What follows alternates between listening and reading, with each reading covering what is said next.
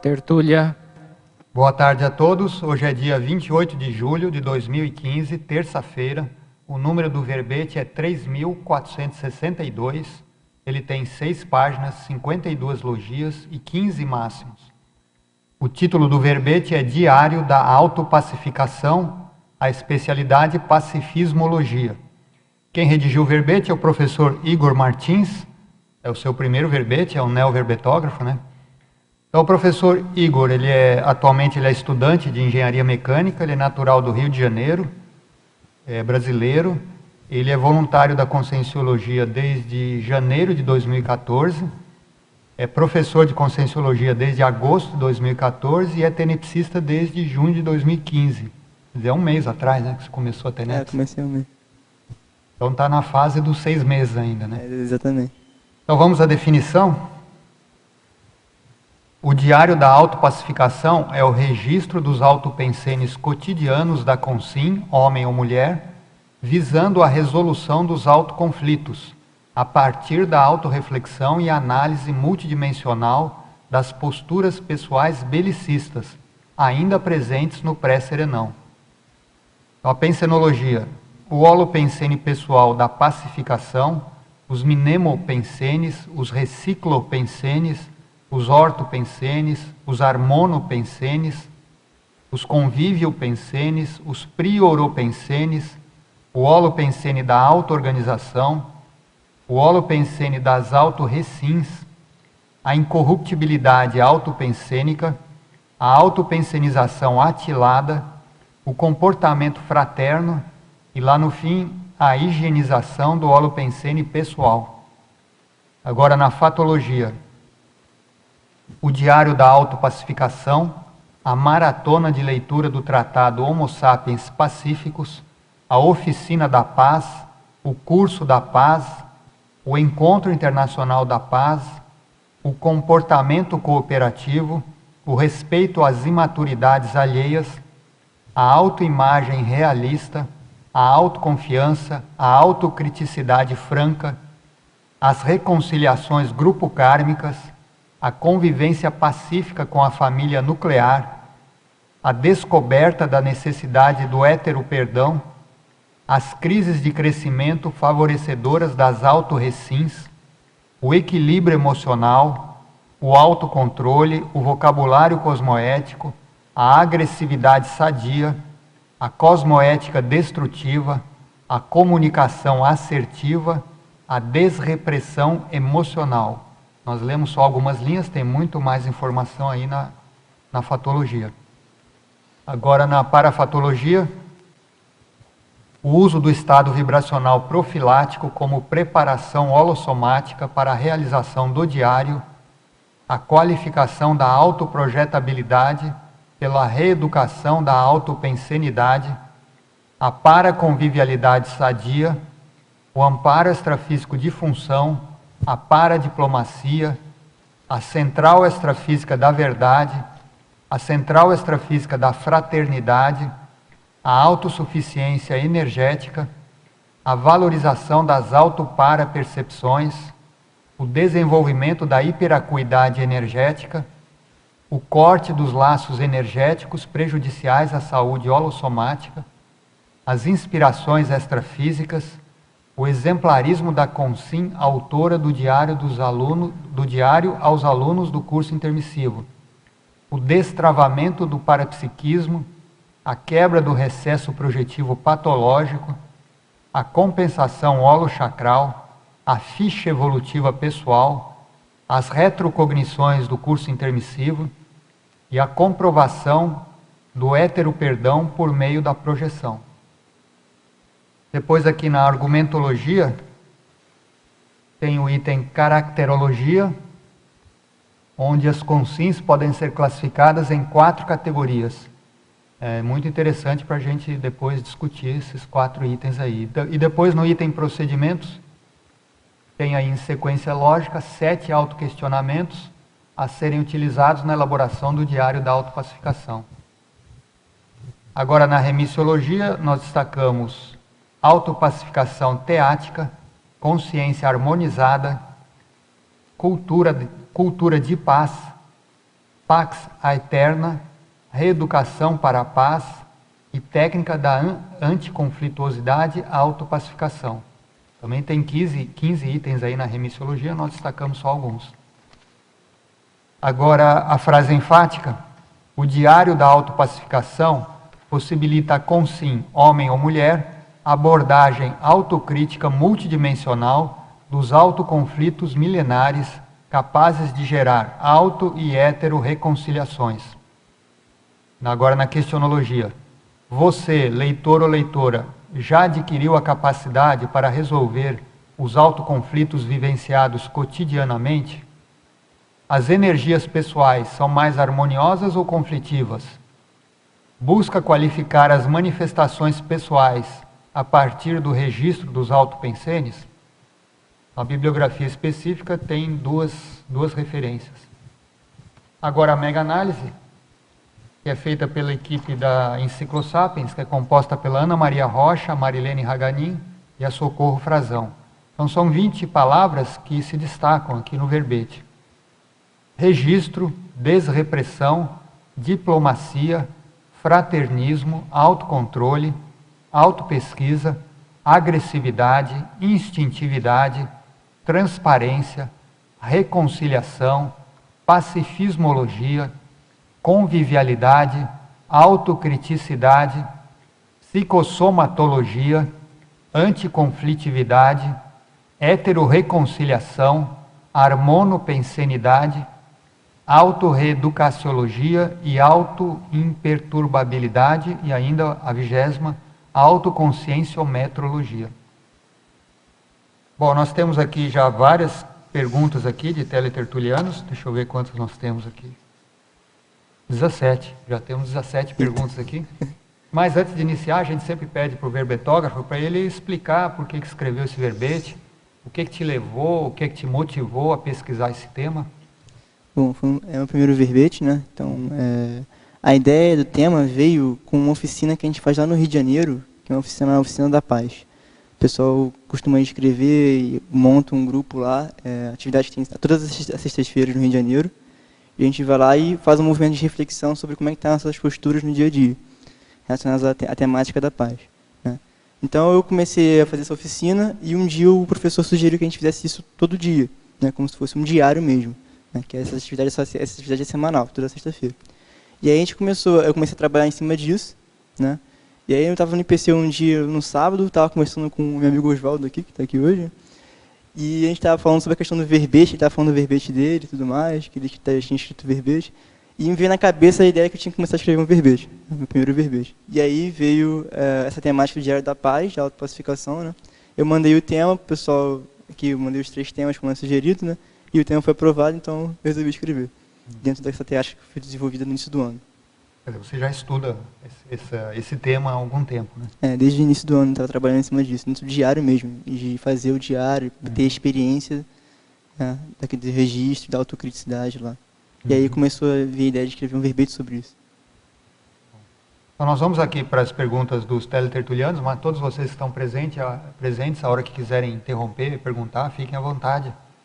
O nosso teletertuliano de Curitiba, ele é sempre o primeiro a perguntar aqui. Então ele começa aqui, ó, professor Igor, em estrangeirismologia, na página 1, poderia explicar a expressão check-in holossomático? O check-in holossomático é como se fosse uma analogia até que eu fiz em relação, por exemplo, a gente pode falar com relação ao check-in do avião, por exemplo, que é uma preparação. Então você vai ver como é que você vai estar holossomaticamente, né, como é que está o seu estado holossomático antes de realizar o diário. Então é como se fosse essa ideia que eu quis colocar aqui na estrangeirismologia. Preparação mesmo. Agora ele pergunta em fatologia, na página 1, primeira linha. Quando e de que modo foi feita a maratona de leitura do tratado Homo Sapiens Pacíficos? Então, a maratona de leitura do tratado Homo Sapiens Pacíficos, a gente realizou isso no início do ano passado, 2014, no IPC. Lá, então, os voluntários se reuniram e resolveram ler, acho que foram 6 páginas por dia, do tratado Homo Sapiens Pacíficos, né? Ela durou 6 meses de duração. E a gente tinha um controle diário, que o pessoal resolvia se reunir, discutir como é que está a leitura, como é que está o andamento da leitura. Então, acho que foi iniciado em fevereiro do ano passado, e a gente acabou em junho ou julho. Então, esse foi o movimento do Holopensene da Paz, trazido, né, pelo laboratório que a gente está construindo lá em Saquarema. Então, a ideia foi movimentar o extrafísico em relação a essa temática da paz. Agora, em Fatologia, na página 1, penúltima linha. Como podemos chegar à extinção das expectativas pessoais? O ideal é não ter expectativas intrafísicas? Isso é interessante, porque o que acontece? É difícil a gente não ter expectativa, né? Mas a ideia é que a expectativa que, como a gente coloca, ela é psicossomática, ela é emocional. Ela gera ansiedade na pessoa. Então, a ideia, eu vejo uma maneira para a gente começar a acabar com acabar com as expectativas. Primeiro é a autocrítica com o nosso comportamento em si, o quanto a gente está ainda focado no futuro, né? Na questão, as ansiedades, as expectativas que a gente cria em relação a acontecimentos futuros, né? E uma coisa que pode ajudar muito nisso é a pessoa começar a planificar as coisas, né? Trazer planos, ela planificar, estabelecer metas, ver como é que ela pode atingir aquela meta lá, sem ficar criando uma expectativa muito grande e deixar de focar no presente, que é o mais importante. É nesse sentido. Agora em Fatologia, página 2, primeira linha. Como podemos otimizar a eliminação das inseguranças afetivas, principalmente em relação a outras consins? Bom, essa questão aí, acho que começa pela autocriticidade da pessoa em entender quais reconciliações ela ainda precisa fazer. Qual tipo de reconciliações ela tem que fazer no dia a dia dela, com o grupo dela, com as pessoas que ela convive. Se tem alguém ainda que está mal parado, alguma situação mal parada ainda, né? Então é nesse sentido que eu quis botar isso aí. A partir da reconciliação, a pessoa começa a ter mais segurança em relação à convivialidade com as outras pessoas. Ela tem mais segurança nos relacionamentos. Isso gera segurança afetiva. Então, essa que é a ideia aí, né? Realizar reconciliações. Também é um processo, como você falou, emocional também, né? Às vezes Também a pessoa tem que trabalhar as emoções, né? Emoções mal resolvidas, né? Exatamente. Às vezes o conflito é dela mesma. Às vezes a pessoa nem está com um problema com ela, né? Uhum. É só ela que está com aquele conflito e ela precisa resolver aquela situação, entender o que aconteceu, sobrepairar a situação. Agora a pergunta do Rio de Janeiro mesmo. Professor Igor, em Fatologia, na página 1, final da 6ª linha. Poderia expandir a agressividade sadia e a seguir a cosmoética destrutiva? A agressividade sadia é a agressividade que você promove, por exemplo, aqui numa sala de aula, por exemplo. A pessoa ela não vai ficar acuada e nem acanhada naquela situação. Então, ela tem uma agressividade ali natural de se expressar, de se expor na sala de aula, de conversar com os alunos, às vezes fazer uma tarde naquele momento, que ela precisa ter um movimento mais, vamos dizer assim, extrovertido para fora, né? Nesse sentido, a agressividade sadia. E a cosmoética destrutiva é justamente você começar, às vezes, a dizer não, por exemplo. É um não que você precisa dizer ali que vai gerar um incômodo na pessoa, mas que vai ser cosmoético, melhor do que você continuar, às vezes, se acompliciando com alguma postura que ela tem, que possa ser prejudicial para ela no futuro. Então, a ideia é você dizer um não, você cortar, você dizer, às vezes fazer um esclarecimento mais pesado numa situação, por causa da necessidade da pessoa em si e não querer ficar naquela condição, né? Então, basicamente, é o contrário da TACOM aqui, no caso. Seria mais ou menos isso. Você destruiu o que não é cosmoético para construir algo melhor, né? Essa é a ideia da cosmoética destrutiva. Agora, em Fatologia, página 2, na 4ª linha. Poderia falar sobre a identificação de medos e estereótipos pessoais? Bom, essa aí é o seguinte, os estereótipos e os medos pessoais nossos, geralmente eles estão por trás de nossas posturas belicistas, né? Então, sinceramente, quando a pessoa tem uma postura belicista, ela é agressiva, ela é reativa em alguma situação, é porque ela está com medo, ela está com alguma questão ali que ela está, vamos dizer assim, mal parada com a pessoa que às vezes ela não admite, entendeu? Então, nesse sentido, o estereótipo e medo pessoal, ele vem do instinto da pessoa. Então, conforme a gente vai conseguindo analisar nossas posturas belicistas e começar a fazer as reciclagens, a gente começa a entender de onde vem isso e tenta cortar o mal pela raiz, né? Tirar esse processo de negativo que está no nosso comportamento. Então, a ideia é mais ou menos essa. Agora, em Parafatologia, na página 2, 2ª linha. Poderia expandir a qualificação da autoprojetabilidade pela reeducação da autopensenidade? É o seguinte, na questão da projeção consciente e projetabilidade lúcida, a nossa pensinização diária ela vai nos dizer para onde a gente vai no extrafísico, né? Então, Os locais que a gente visita no extrafísico geralmente tem a ver com o nosso padrão pensênico, né? Então, conforme a gente começa a reeducar nossa pensenidade, passa a pensar mais linearmente, né? Passa a pensar mais harmonicamente em relação às pessoas que a gente convive, a tendência é que nossa projetabilidade fique mais lúcida na projeção e visite lugares mais homeostáticos também, mais saudáveis, né? É nesse sentido que eu quis colocar aqui. Tá? Esse impacto da autopensenidade mais pacífica, harmoniosa, dentro da nossa capacidade de sair do corpo e ter projeções conscientes. Nesse sentido. Na verdade, a reeducação da autopensenidade é um próprio fator evolutivo, né? Serve para tudo, né? A gente reeducar o nosso pensênio. Agora, efeitologia, página 2, primeira linha. Poderia exemplificar o efeito da autocriticidade na heterocriticidade assertiva? É o seguinte, conforme você começa a ficar mais autocrítico em relação às suas posturas e seus comportamentos, você começa a se conhecer mais. Nisso que você começa a se conhecer mais, a tendência é que você compreenda mais a manifestação dos outros. Então você fica mais assertivo com você fazer uma heterocrítica na outra pessoa. Você também tem mais jargão cosmoético em relação a isso.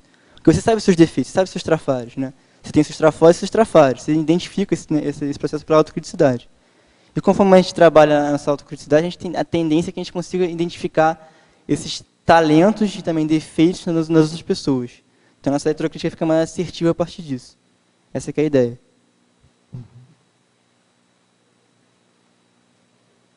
Agora, efeitologia, página 2, final da primeira linha.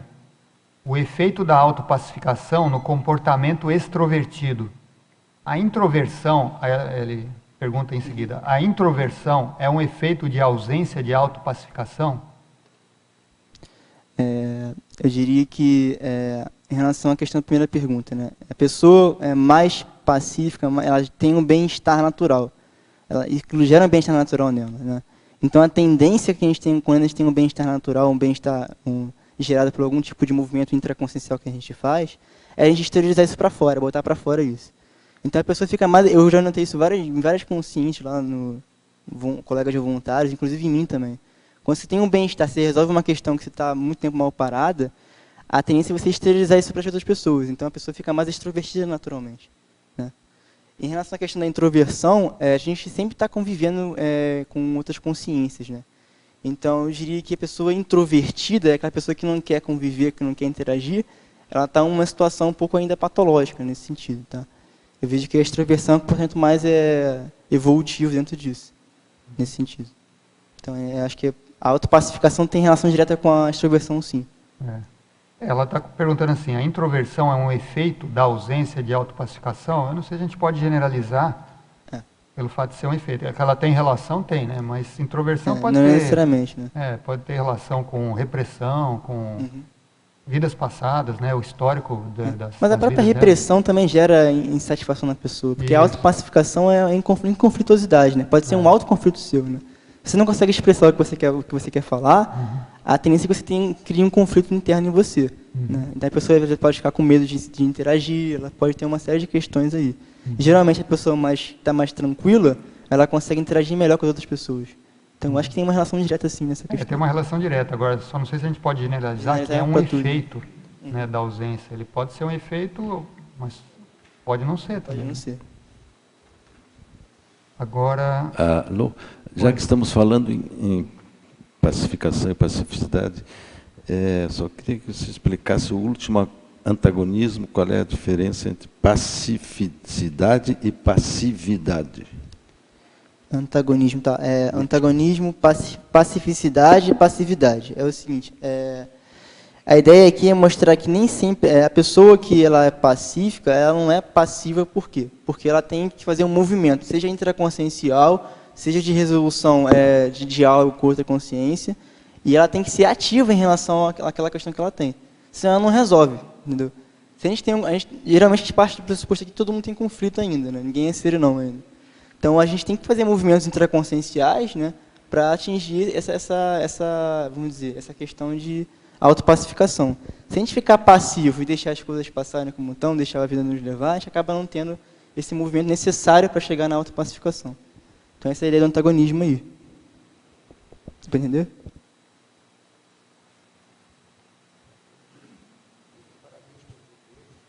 Obrigado.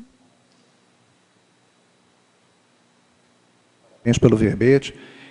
Você comenta na tecnologia a técnica da visualização parapsíquica, né? Você até cita na remissiologia também, porque é um verbete do professor Mário Oliveira. Isso. Queria que você comentasse a relação com o tema, com o diário, como é que essa técnica pode ser usada. Então, a técnica da visualização parapsíquica, ela tem até um verbete que eu coloquei na remissiologia aqui, né? Mas a ideia é o seguinte, a ideia é que conforme a gente consiga ampliar nossa capacidade paraperceptiva, que é um desenvolvimento que a própria técnica ela propõe isso, ela estimula a pessoa, a gente consegue perceber melhor as energias. Isso que a gente percebe as energias, a gente fica mais atento com relação à nossa postura pensênica, ao efeito de uma emoção, de um instinto, de um comportamento bélico, nossa energosfera pessoal, nossa psicosfera. Então, a ampliação da paraperceptibilidade ela é fundamental para a pessoa começar a identificar e entender os conflitos que ela tem ainda, né, e chegar na autopacificação, é nesse sentido. Tá? Então, a técnica tem esse foco. Continuando aqui, uma teletertuliana de Niterói, ela pergunta para você aprofundar a frase enfática. Tá. A frase enfática é: o diário da autopacificação possibilita com sim, homem ou mulher, abordagem autocrítica, multidimensional, dos autoconflitos milenares capazes de gerar auto e heterorreconciliações. É o seguinte, a pessoa que começa a fazer um movimento de reflexão em relação às posturas dela, o comportamento belicista que ela ainda tem, que ela ainda carrega, isso atinge a intraconsciencialidade dela. Então, vai além da questão só intrafísica, né? É uma questão mais multidimensional, de múltiplas vidas, né, que ela vem carregando isso. Então, acaba atingindo a paragenética dela. Então, a ideia que eu quis mostrar aqui é a gente pensar o quanto isso pode repercutir, né, no nosso comportamento como consciência em si, né, de multimilenares e múltiplas vidas, né, e não só na questão intrafísica em si. A gente pensa também nas reconciliações que a gente pode fazer extrafísicas, não só intrafísicas, né, com as consciências que a gente ainda tem alguma coisa mal parada, com esse pessoal do passado. A gente pode começar a pensar em se preparar para começar a fazer essas reconciliações. Então, essa que é a ideia da frase enfática aí. É mostrar essa abordagem multidimensional. Parabéns, Igor, pelo verbete, muito bom. Obrigado. Na página 3, em Paradoxologia, na primeira linha, você pode comentar um pouco sobre o paradoxo da necessidade de se voltar para si mesmo para solucionar os héteros conflitos? Tá. É o seguinte, a ideia aqui é a gente trabalhar com autopesquisa, né, autocriticidade, como eu venho falando aqui. Então, a gente não consegue resolver um conflito externo, muitas vezes, se a gente não fizer um movimento autocrítico de ver nosso comportamento, né? O que levou a esse conflito? Qual a nossa responsabilidade nesse atrito que a gente tirou com aquela outra pessoa, né? Então, a ideia é a gente começar a pensar, eu vou ter que fazer um movimento intraconsciencial primeiro, para depois fazer a reconciliação, que seria um movimento extraconsciencial de eu começar a esterilizar essa minha conduta, né, para outra pessoa e tentar gerar uma solução do heteroconflito que eu tenho com ela. Então, em vez de você ter que ir diretamente no heteroconflito e tentar resolver direto, você precisa primeiro olhar para você. Esse que é o paradoxo. Entendeu? Obrigada. Então, continuando aqui, agora uma pergunta de Goiânia. Ele pergunta, em Parafatologia, página 2, sexta linha. Poderia comentar o corte dos laços energéticos prejudiciais à saúde holossomática? Legal. Isso aí é a questão das nossas companhias extrafísicas, né? A nossa conexão, muitas vezes, é energética com essas pessoas, né, com essas companhias. A gente vai num ambiente, a gente frequenta determinados ambientes todo dia, cotidianamente, e a gente tem posturas de acordo com aquele ambiente que muitas vezes não são posturas lá cosmoéticas, né? Então, a pessoa que às vezes ela costuma ir, vamos dizer, no estádio de futebol, por exemplo, ela costuma assistir um jogo na televisão, uma coisa relacionada com esporte. Ela tem companhias extrafísicas com ela, assistindo junto àquele jogo com ela ali. Então, a tendência é quando a gente começa a fazer esse movimento de autocrítica e ver essas posturas ainda muito, vamos dizer, primitivas, instintivas, a gente começa a fazer um movimento de reciclagem e trabalhar juntamente com isso, com a energia e tudo mais. A tendência é que esses laços comecem a serem cortados, né? Ou a pessoa, ou aquelas consciências, elas fazem a reciclagem junto com você ou elas se afastam, né? Então vão ficar ali com você naquela condição. Você está querendo fazer, está lendo um livro e aquela consegue que você está querendo ver um jogo de futebol. Então é difícil você ter essa conexão energética patológica aí, nesse sentido. Além do que, parece que o futebol está mais para antipacifismologia do que exatamente, outra por isso que eu coisa. quis usar essa abordagem. Parece uma guerra, né? Exatamente. Jogos de futebol. Sem falar na violência, né, que acontece. Eu pediria ao verbetógrafo que ele expandisse mais o respeito às imaturidades alheias, uma vez que ele é um jovem, tão jovem ainda, né? E é tão difícil a gente respeitar as imaturidades. Como é que ele faz? Qual a técnica dele para fazer então, esse respeito? A ideia, eu diria que o diário já é uma técnica, porque o diário da autopacificação já é uma técnica já, nesse sentido. Porque você começa a ver o quanto as pessoas que você convive têm maturidade no dia a dia também, né? Você pega um ônibus, já vê como é que a pessoa pensa, como é que ela age naquela situação. A ideia desse respeito que eu quis colocar aí é você começar a conviver legal com essas pessoas, né? Ter uma convivência mais harmoniosa. E trazer a questão da assistência por si, né? Você começar a pensar em assistir os outros, em vez de você reclamar que o outro tem, que o cara tem, que defeito que ele tem. Entendeu? Então, esse movimento do diário, de você começar a desenvolver uma autocrítica com relação às suas posturas, que também são incompatíveis com essa sua reclamação, né?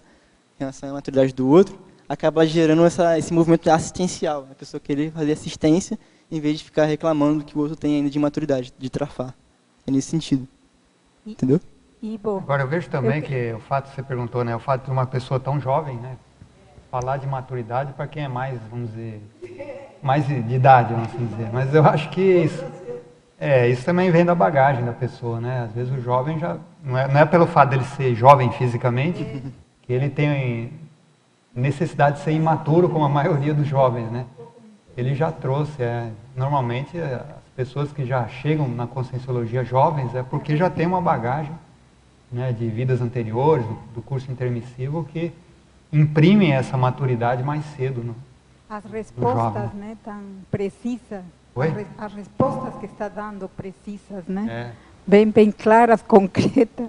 Eu poderia fazer uma pergunta? Sim. Na parafatologia, pode responder com respeito ao último item, a comprovação do heteroperdão por meio da projeção. Isso aí é uma coisa que eu estou buscando ainda, vamos dizer.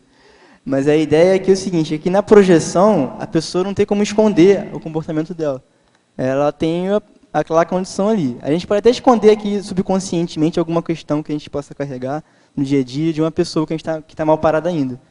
Mas na projeção fora do corpo, o que você pensa, você já vai agir. Então, dificilmente você consegue esconder até para si mesmo aquela sua raiva ou mal que você carrega com relação àquela consciência ali. Então, uma maneira de você comprovar seu heteroperdão pelaquela pessoa é pela projeção consciente. Então, você pode comprovar isso através da projeção. Um exemplo disso, né? Mas tem tido alguma experiência de um reencontro com alguém? Estou trabalhando em cima disso. Estou ainda desenvolvendo, né? Tem questões que ainda estão mal paradas ainda. A gente consegue resolver, mas depois volta. Então, o negócio de reconciliação demora um pouco. É uma coisa que demora. Igor. Né? Igor aqui.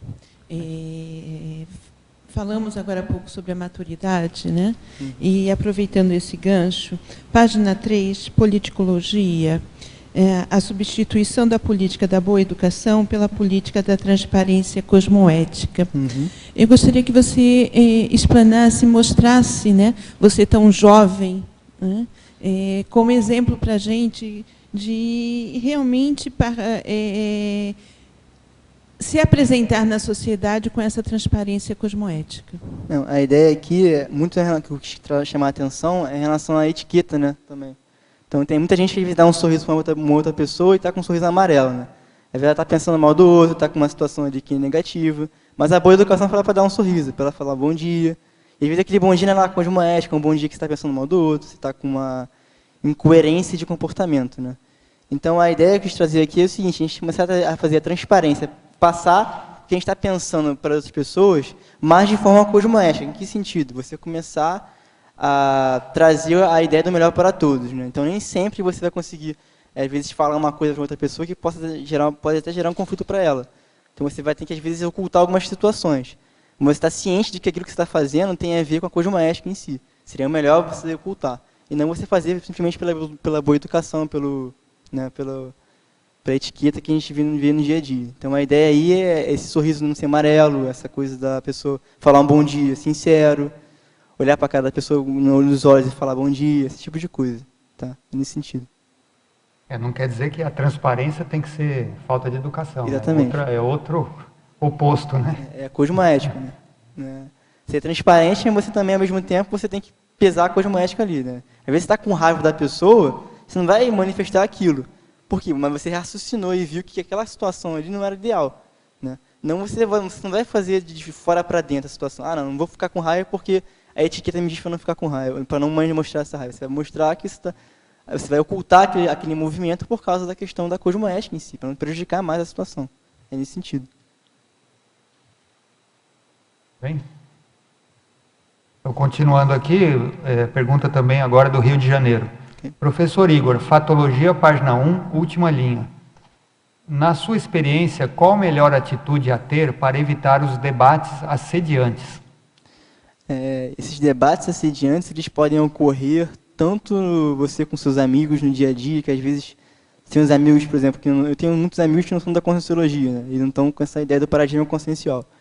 Tem muito debate, muita coisa que a gente discute ali, que é uma questão mais patológica, né? Então você começa a cortar esse tipo de situação, de assunto, né?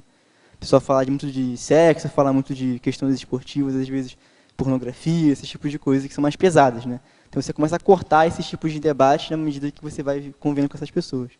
Mas outro fator interessante também no debate assediante é você mesmo com os próprios colegas de curso intermissivo.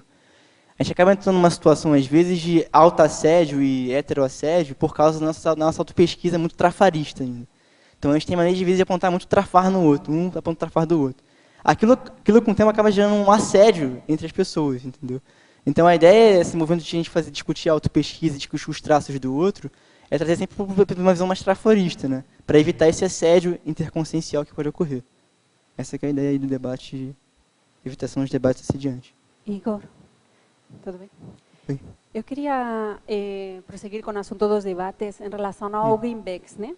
No Greenbacks, como, em termos práticos, as pessoas, né, os integrantes poderiam desenvolver essa postura de autopacificação? Como você vê que se poderia aplicar dentro do Greenbacks, em relação a um debate ou a um trabalho? A ideia que eu vejo no Greenbacks é principalmente a transparência, né, das pessoas, começar a trabalhar a transparência cosmoética que eu falei aqui. E também tem um binômio que eu não coloquei aqui, mas acho que vai entrar no verbete, que é o binômio de diálogo e desinibição. Se está com algum problema com uma pessoa que você precisa falar, você vai lá e começa a falar com a pessoa. Essa coisa de grupo, a gente tem muito disso, né? Então, às vezes você está num grupo ali convivendo, o Greenbacks é um grupo de pessoas com as pessoas convivem, né? Então, a tendência, de vezes, pode gerar algum ruído de comunicação, algum problema que a pessoa pode eventualmente ter. Então, a ideia é você ir lá diretamente na pessoa e falar, porque o ambiente é favorável a isso, né? A gente está num ambiente intermissivo que a gente tem a ideia de trabalhar com mental soma, né? Não ficar preso às emoções. Só ficar aí, vamos dizer assim, com questões até mesmo egoístas, né, na situação, né? Então você vai lá para tentar falar e resolver o problema, porque senão aquilo vai acabar aparecendo no campo na reunião. Né? A gente se reúne no Greenbacks e fala que aquilo pode acabar aparecendo no campo, esse conflito que pode acabar gerando. Então a ideia é a gente trabalhar bem em diálogos de inibição, essas questões de transparência, para evitar que aquilo fique, vamos dizer assim, entre linhas ali, fique oculto, né? E acabe gerando assédio para o próprio grupo em si. Ok? Aqui. E aí, parabéns pelo verbete. Obrigado. Muito bom estar puxando esse assunto da paz, né, para ser debatido. Na página 3, ali em ciclologia, fala um pouco sobre o ciclo reflexão, registro, revisão. Tá. Ciclologia. Tá. Reflexão, registro e revisão. A ideia é o seguinte, o diário da autopacificação, ele requer esses 3 itens aí, né? A pessoa, primeiro, ela vai precisar refletir sobre as condutas dela, depois ela vai colocar no papel aquilo que ela identificou de posturas belicistas, esses tipos de situações, né? Depois que ela fizer o diário dela, que até tem uma relação no procedimento que eu coloquei aqui na argumentologia, né? É uma ideia para começar a fazer o diário. Depois que ela fizer o registro todo dos autopensantes, tudo que ela quer fazer para mudar e tudo mais, ela precisa fazer a revisão disso. Por quê? Porque muitas vezes, na hora que ela for fazer o diário, ela vai encontrar, às vezes, questões na revisão que ela não consegue identificar de primeiro. Entende? Então ela vai revisar o que ela escreveu e ela vai identificar outro traço ali que às vezes não está escrito ali ainda. Então a ideia da revisão é mais ou menos essa. Inclusive você também qualificar o teu diário cotidiano. É um ciclo porque você faz isso todo dia, né? Então você vai fazer a revisão, revisou e vai começar depois a refletir de novo sobre a situação. Você vai lá vai registrar de novo. Né? É nesse sentido, psicologia. E uma outra pergunta, em parafatologia, ali você colocou o exemplarismo da consciência autora do diário aos alunos legal. do curso intermissivo. Como que é? É o exemplarismo para as consciências que estão no curso intermissivo? Exatamente. O que eu imagino é o seguinte, a pessoa que está no intrafísico aqui, que foi intermissivista e está começando a atuar agora no intrafísico, ela é um exemplo para o pessoal que está no curso, fazendo curso intermissivo agora. As consciências estão fazendo curso intermissivo agora. Por quê? Porque aqui é justamente a prática do curso intermissivo, né? Então você vai começar a ver o que deu certo e o que não deu certo. O que você planejou que você está fazendo e o que você não está fazendo ainda. Né? E nesse sentido, o que você vai começando a construir e fazer, mostra que é possível você fazer um curso intermissivo e você vir aqui e começar a botar ele em prática no intrafísico. Então, para essas consciências que estão lá no curso intermissivo, a ideia é você mostrar que é possível mesmo você vir aqui e aplicar as ideias do curso intermissivo que elas estão fazendo agora. Né? Entendeu? Obrigado. Então, podemos continuar aqui em Fatologia, página 2, primeira linha. Qual a melhor forma que o verbetógrafo encontrou para a eliminação das inseguranças afetivas? De novo. Essa ideia, pergunta pegou, né? Isso é uma coisa que está trabalhando também. Mas assim, você começar a fazer reconciliações. Prioriza as suas reconciliações. Prioriza o que você precisa ainda que está mal parado ainda para você. Né? Quais são as pessoas que têm coisas ainda mal paradas? Né? Você começa a priorizar e reconciliar, você começa a limpar aquela carga energética que você ainda tem com aquelas pessoas ali, que são ali que te assediam, tá? E você começa a ter mais segurança nos relacionamentos com as outras pessoas. E com o tempo você também cria segurança afetiva também, né? De confiança, de interconfiança, de amizade, né? De namorado, de relacionamento, de família nuclear. Então começa a fazer as reconciliações, que geralmente o problema todo da insegurança vem do fato de a gente ter uma confiança na pessoa que a gente gostava e ela acabou quebrando essa confiança. Você acabou ficando magoado, com um problema, gerou algum conflito. Então, você procurar fazer reconciliação vai te aliviar bastante nessa questão. Né? Você vai começar a limpar esse processo energético que está meio mal parado. Acho que deu para entender, né? Uhum. Agora tem uma teletertuliana de Niterói. Então, ela pergunta, estrangeirismologia, na primeira linha, você poderia diferenciar o check-in do check-up holossomático? É o seguinte, o check-in você vai fazer pré-diário, você começar, antes de você fazer o teu registro, a tua reflexão. Né? Então você vai começar a ver como é que está o meu holossoma nesse momento, né? Como é que eu estou? Eu estou lúcido para poder refletir sobre as minhas posturas no dia a dia, estou com condições de não racionalizar e sim raciocinar, né? Não ficar preso às emoções ali e argumentando, ruminando pensamentos na hora que eu for refletir, ou não. Então, esse é o check-in holossomático. E o check-up você vai fazer depois.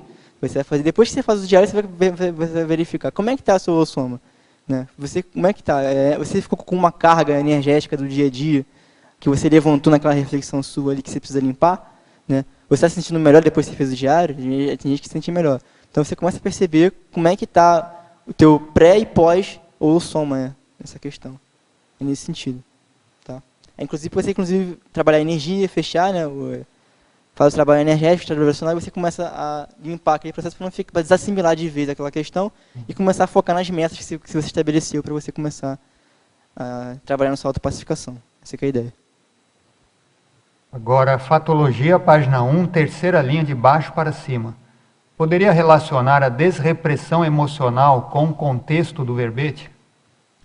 É importantíssimo. A desrepressão emocional, ela vem muitas vezes da pessoa querer manifestar alguma ideia que ela tem, alguma atitude que ela queria fazer, um desejo, e ela foi reprimida muitas vezes na infância, pelos pais ou por colegas, e ela não teve a oportunidade de conseguir manifestar aquilo que ela queria fazer. Aquilo vai gerar uma intoxicação energética na pessoa, naturalmente. Isso acontece assim, automaticamente. E você começa a criar, com o tempo aquilo pode gerar um conflito na pessoa. Então a desrepressão emocional está em você começar a fazer esse movimento intraconsciencial para começar a desreprimir, a tirar aquelas coisas que você queria fazer, que você não pôde falar, que você não pôde fazer, as coisas que você foi impedido de falar, que você quer falar.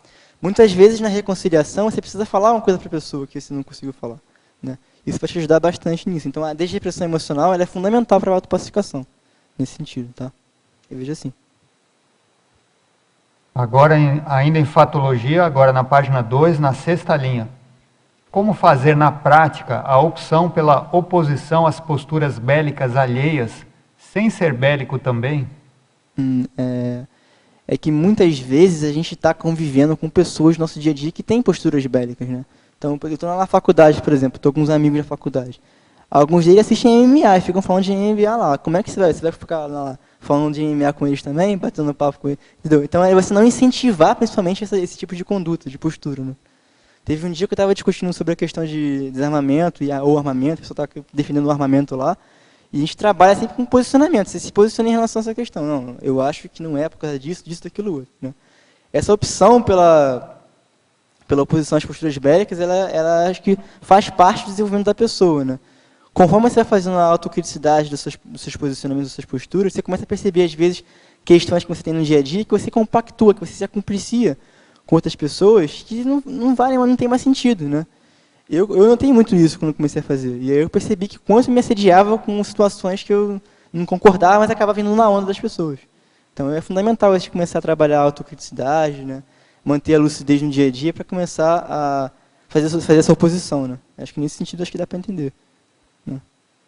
Tem também aquela questão que você falou da agressividade sadia, né? Também pode ser. A pessoa pode fazer oposição às posturas bélicas alheias com agressividade sadia, sem não ser... necessariamente sendo bélico também, é uma questão de posicionamento, né? De você posicionar o que você quer trazer.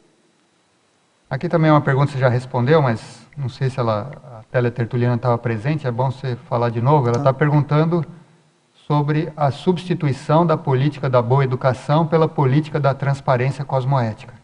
Então, é o seguinte, é a pessoa começar a cortar a questão da etiqueta, né? Não fazer pela etiqueta, né? E buscar ser transparente em relação ao que ela está sentindo, o que ela está pensando, né? Mas sempre pesando a cosmoética junto disso, né? Vendo o que é melhor para todos, o que é melhor. Às vezes você vai precisar, engolir um sapo na situação. Você está com raiva, você não pode manifestar aquela raiva na pessoa, que isso já seria anticosmoético, né? Mas a ideia é a gente não ficar forçado e refém da política da etiqueta, da política da boa educação. Começar a ser mais transparente nesse sentido. Tá. Agora uma pergunta de São Paulo. Professor Igor, em Pensenologia, página 1, última linha. Poderia relacionar a higienização do holopensene pessoal com o tema do verbete? Essa pergunta é muito boa também. É o seguinte, o holopensene bélico, conflitivo, ele vamos dizer, patológico, ele é sujo, ele é um processo... A pessoa não tem uma linearidade pensênica, ela tende sempre a estar refém do emocional, do instinto. Então, a oscilação de humor, essas oscilações que a gente tem, são muito grandes. Então, a tendência é que o teu holopensene pessoal, as suas manifestações pensênicas hoje em dia, elas fiquem também... Às vezes, você pode até ter manifestações positivas, cosmoéticas. Você oscila entre a cosmoética e a questão mais negativa, e instintual, baratrosférico e curso emissivo. Então, conforme você vai começando a trabalhar a sua intraconsciencialidade de identificar essas questões que te levam à baratrosfera, né, você começa a higienizar e cortar esse processo sujo que vem. Né? E muitas vezes vem carregado de consciência também, que incentivando essas posturas. Então, conforme a gente começa a fazer essas reciclagens, a gente limpa a nossa psicosfera pessoal e também limpa o nosso começa a trabalhar melhor o nosso holopensene, fica mais cosmoético. Acho que dá para entender nesse sentido. Por favor, Igor, na página 3, em enumerologia, na segunda linha, comenta um pouco, são duas perguntas, comenta um pouco sobre a listagem dos ciclopensenes. Os ciclopensenes são aqueles pensenes cíclicos que você começa a fazer, você elabora um argumento, vai, que você tenta resolver o problema, mas você nunca chega num lugar, você sempre volta para a mesma posição, né? Isso, com o tempo de você ficar fazendo esse movimento de pensenidade cíclica, acaba gerando uma ruminação. Essa ruminação gera um autoassédio na pessoa. Então, ela não consegue resolver, às vezes, um problema que ela está querendo resolver. Ela sempre volta no mesmo lugar. Eu já me empreguei em várias situações que eu estava tentando resolver com uma pessoa e eu voltava na mesma ideia, na mesma postura anterior, E eu vi que eu tinha a solução naquele problema, mas eu não colocava em prática, acabava voltando com aquele mesmo pensanidade anterior. Você fica preso àquele ciclo vicioso de pensanidade e acaba não conseguindo cortar. Então, conforme você vai conseguindo identificar esse ciclo pensante, fica mais fácil você cortar esse autoassédio. Ah, legal. Entendeu? Tá. Na mesma página, binomiologia, primeira linha, comenta um pouco sobre o binômio para perceptibilidade e loque interno. Tá, é o seguinte. Para a perceptibilidade é a capacidade de você perceber, né, o extrafísico, as energias, né, e tudo mais. O lock interno é a pessoa começar a trazer a responsabilidade que ela está fazendo, trazer para ela, e não ficar refém do externo, não ficar presa ao externo, ao que os outros dizem para ela, ficar reprimida por alguma situação do ambiente, da condição dela. Então, conforme você vai conseguindo perceber mais as energias, você começa a ver que tipo de intrusões podem aparecer em cima de você. Então, uma repressão que às vezes acontece no dia a dia, ela vem primeiro energeticamente, primeiro com a energia. Então, conforme você consegue evitar esse tipo de intrusões, você começa a trazer mais a questão para o lock interno do que para o lock externo.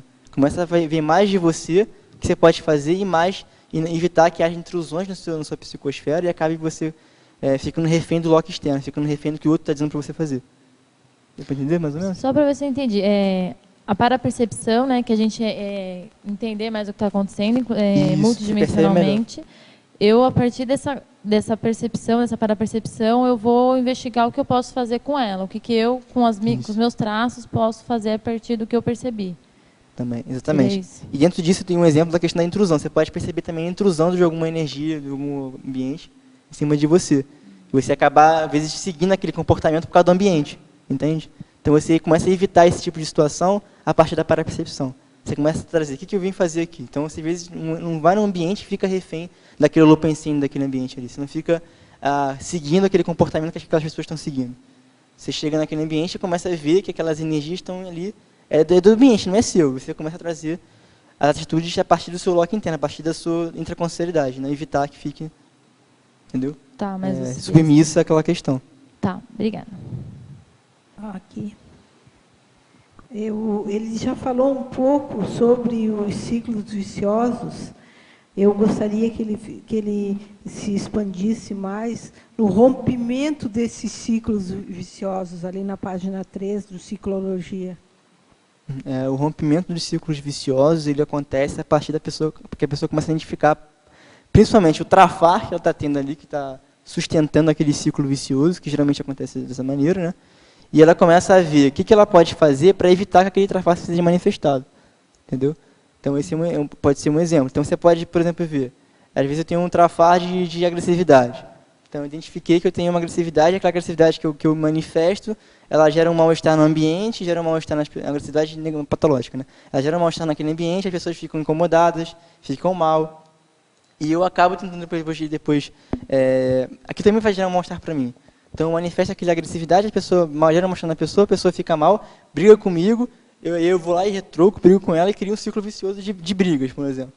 Então, conforme você vai desenvolvendo que o que despertou aquele conflito foi uma agressividade sua, você pode começar a quebrar esse ciclo, por exemplo, de eternas brigas, né? Um fala mal para o outro e o outro acaba falando mal, xingando você também. Então, você pode identificar, a partir dos trafares seus, né, como é que você pode quebrar esses ciclos viciosos. Dá para entender? Agora, em Fatologia, página 1, sexta linha. Exemplifique, por favor, o vocabulário cosmoético. Então, eu estava falando aqui um pouco dos xingamentos. Então, o vocabulário cosmoético é justamente você começar a evitar palavras que sejam ofensivas, palavras que sejam, vamos dizer, xingamentos. Às vezes, palavras que você não deve usar, porque a pessoa pode se incomodar. Né? Às vezes você precisa também ver como é que está o seu tom de voz também, e tudo mais, mas isso aí é outra questão. Mas em relação à questão do vocabulário, é muito mais como é que está o seu holopensene, né? Conforme você qualifica o teu holopensene, a tendência é que você tenha um vocabulário mais cosmoético também. Né? Então a pessoa ela para de falar gíria, para de falar palavrão, ela para de falar palavras ofensivas, ela começa a entender melhor qual é o melhor vocabulário que ela pode usar naquele ambiente, com aquelas companhias, acabar evitando que haja um tipo de assédio interconsciencial por causa disso. Tá, acho que deu para entender também. Parabéns pelo verbete. Obrigado. Aqui na parafatologia, na segunda linha, a qualificação da autoprojetabilidade pela reeducação da autopensenidade, se você puder falar um pouco da sua experiência aí a partir da aplicação dessa técnica do diário, como é que são as suas projeções? Não, muito interessante porque na primeira semana que eu comecei a aplicar o diário da autopacificação, aquilo vibrou diretamente nas minhas projeções. Eu tive muito mais rememoração projetiva do que eu tinha antes. Eu tinha com recesso patológico mesmo de projeção, por causa da minha pensenidade conflitiva, ociosa, vamos dizer assim, que ficava até ali oscilando numa situação patológica o tempo todo, e às vezes uma situação foi o que eu falei, entre curso permissivo e baratrosfera, você fica oscilando naquilo. Então, conforme você vai começando a melhorar essa pensenidade, você começa a ter mais projeções também, você começa a rememorar mais as projeções, você começa a ver que as projeções que você tem são mais, vamos dizer assim, homeostáticas, mais construtivas, né? Em ambientes mais favoráveis, nesse sentido, tá? Você vê uns ambientes melhores. Teve uma projeção que eu tive, que fui lá no IPC, que eu fui lá ver alguma coisa lá, que eu não lembro direito o que era. Então, melhora os ambientes que você frequenta extrafísicos ficam melhores também, né? E não só isso, também a sua lucidez fica melhor. Você amplia a sua grau de lucidez no extrafísico. Isso qualifica a projeção. Deu para entender? Certo. Se você puder falar um pouco também da sua trajetória na conscienciologia, como você chegou, a sua trajetória na docência. Bom, é o seguinte, eu tenho uns pais que são da conscienciologia, meus dois pais são da conscienciologia, estão voluntários da Aracê, e eu comecei a conhecer melhor em 2011, quando assisti uma palestra da Sinvex, lá no Rio de Janeiro. Né? Aí de lá para cá eu fiquei estudando em casa, fiquei mais recluso em casa estudando, né? Em 2013 eu resolvi fazer o CIP, que é um curso de projeção consciente, né, do IPC, no Rio de Janeiro. E aí em 2014 eu fiz o CP1 e resolvi voluntariar, comecei a voluntariar. A partir de 2014. E de lá para cá comecei a acelerar alguns processos de docência, de voluntariado, a própria questão da TENEPS também, que eu comecei agora, depois que eu fiz o TPIE, que é um curso da Sinvex. Então eu comecei a acelerar esse processo do voluntariado e da conscienciologia a partir de 2014 mesmo, quando eu comecei a voluntariar. Foi mais que eu entrei mais no holopensene do curso intermissivo, foi mais ou menos em 2014. Obrigado e parabéns, hein? Pessoal, fazer uma divulgação aqui, o curso Prospecção Seriexológica. É um curso da Consecutivos que vai acontecer no próximo sábado, dia 1º de agosto. É com o professor Roberto Laime, que é o autor do livro Vidas de Naturalista, onde ele estabelece nesse livro uma hipótese de 3 personalidades consecutivas, além dele própria, e ele faz aí uma comparação com a hipótese que pode ter sido ele, essas 3 personalidades consecutivas. Então, o curso é na Consecutivos, que fica no Discernimento, aqui em Foz do Iguaçu. Então, alguns tópicos são variáveis do temperamento e etologia, indicadores biográficos, viagens retrocognitivas e reconhecimento de retropersonalidades. Aí as fases da prospecção. Tem aqui 7 fases da prospecção. A identificação, afinização, desconfiança, hipóteses distantes, hipóteses próximas e fase do reconhecimento. Então, quem tiver interesse é só procurar, deixa eu ver aqui, acho que é o próprio telefone do CAEC, pode procurar pelo CAEC, o telefone é 45 3525 2652. Então, vamos continuar aqui com as perguntas?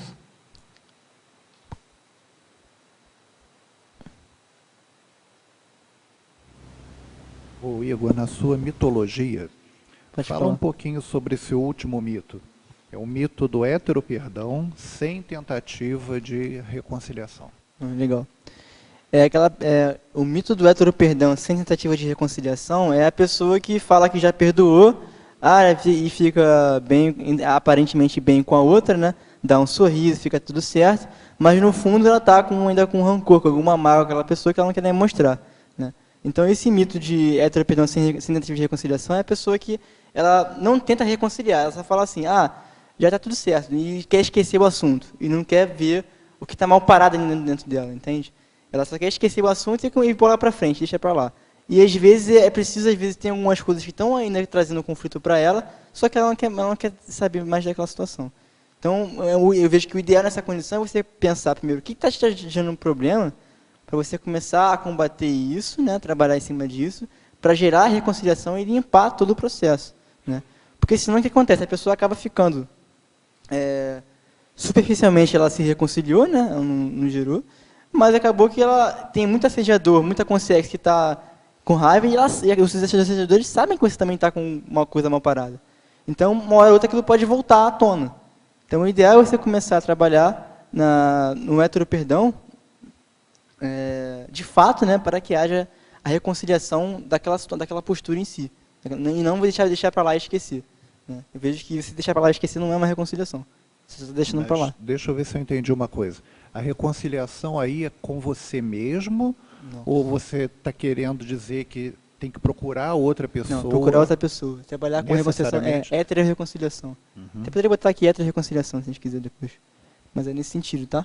Então, perdoar sem tentar ajeitar as coisas lá com o outro... Para mim não funciona. Para você não funciona. A minha experiência não funcionou. Entendi. Obrigado.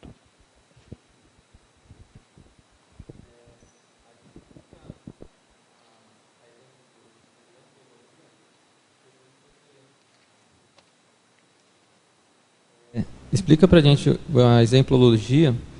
Eu percebi que você colocou em outros itens também, do crescendo e polinômio, essa relação do ego-karma, grupo-karma e polikarma. Uhum. Essa questão aí é uma questão mais didática, né? A separação ego-karma, grupo-karma e polikarma. Né? A gente sabe que os três estão entrelaçados, né? Existe uma inter-relação. Então, o que separar o efeito do diário da autopacificação nesses três tipos de, vamos dizer, karmas, né? Ego-karma, grupo-karma e polikarma. Então, a ideia é que, tipo na exemplologia, o diário egocármico da autopacificação. Aquele utilizado para a resolução dos autoconflitos provocados por retrosinapses patológicos. Quer dizer, é você começar a fazer um movimento intraconsciencial para limpar o processo patológico que está retroalimentando aquele autoassédio seu, para você começar a caminhar mais linearmente, né, uma autoevolução, nesse sentido. Então, é limpar os autoconflitos que você ainda conserva. O diário do grupo kármico da autopacificação. Aquele utilizado para o embasamento das reconciliações relativas à recomposição de interprisões grupais. Quer dizer, você começa a fazer um movimento agora de não só resolver os seus problemas pessoais, mas também buscar reconciliar as pessoas que você ainda tem relação, né, que você tem relação, e que estão ali por causa de uma intervisão grupo kármica. Então, você vai mexer não só na sua relação com aquela pessoa, mas também na relação entre o grupo. Que às vezes tem uma pessoa do grupo que está ali com uma parada com outra pessoa do grupo. Como é que você faz para ajudar como é que você faz para você mediar essa reconciliação entre as duas pessoas? Então é nesse sentido também, tá? E o polikármico é uma ideia de você começar a trazer o seu exemplo a partir da sua GESCOM, né? E a partir desse exemplo você começa a trabalhar já dentro atingir mais múltiplos grupos, né? Com um livro, com um curso que você possa eventualmente promover para atingir grupos além daquelas pessoas que estão mais presas a você, mais próximas de você. E aí termina ali falando, visando a mega fraternidade teática, né? A Como ideia você está entendendo essa questão da mega fraternidade? A mega fraternidade teática é você começar, não só ficar na teoria, né, que a gente fala de teoria, entender a teoria de mega fraternidade, que não é só você ficar bem com os seres humanos, mas também pensar nos animais, nos insetos, na natureza, né? E entender bem essa teoria e começar a botar em prática isso, né? Então, conforme você começa a ampliar a partir da sua GESCOM, da sua produção de GESCOM, você começa a atingir mais o polikarma, você tem uma visão maior de conjunto sobre esse processo de mega fraternidade também. Tá? Valeu. E aí você começa a trabalhar dentro dessa teática mega fraterna.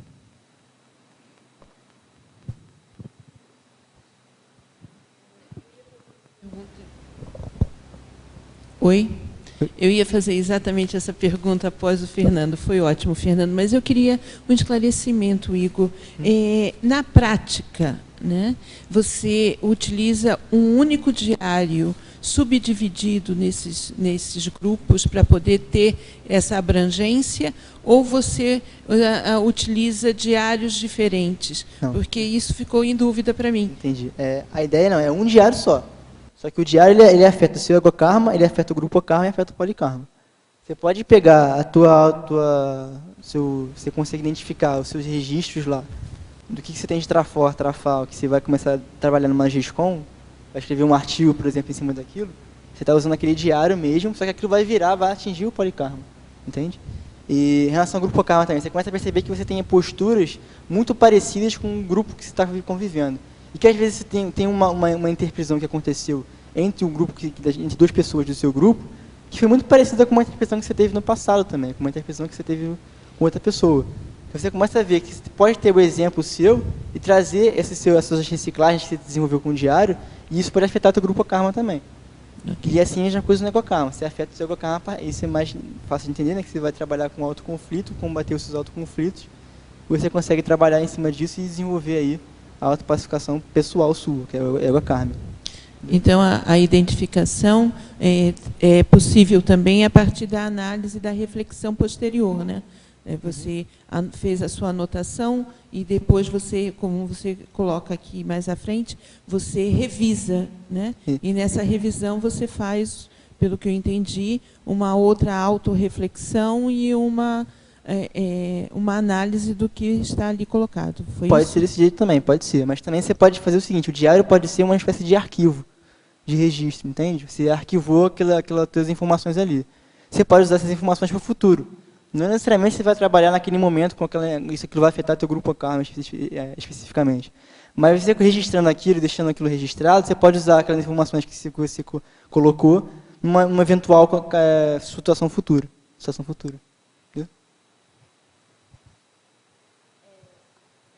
Na página 4, mitologia, explica melhor sobre o mito de a recinha ocorrer só com a descoberta do problema. Não é necessário, o ideal é que a gente saiba a causa para conseguir reciclar alguma postura inadequada? Fala um pouco sobre esse mito. O mito de a recinha ocorrer só com a descoberta do problema. É que é sem sentido. Muitas vezes você não vai conseguir saber qual é a raiz daquele problema.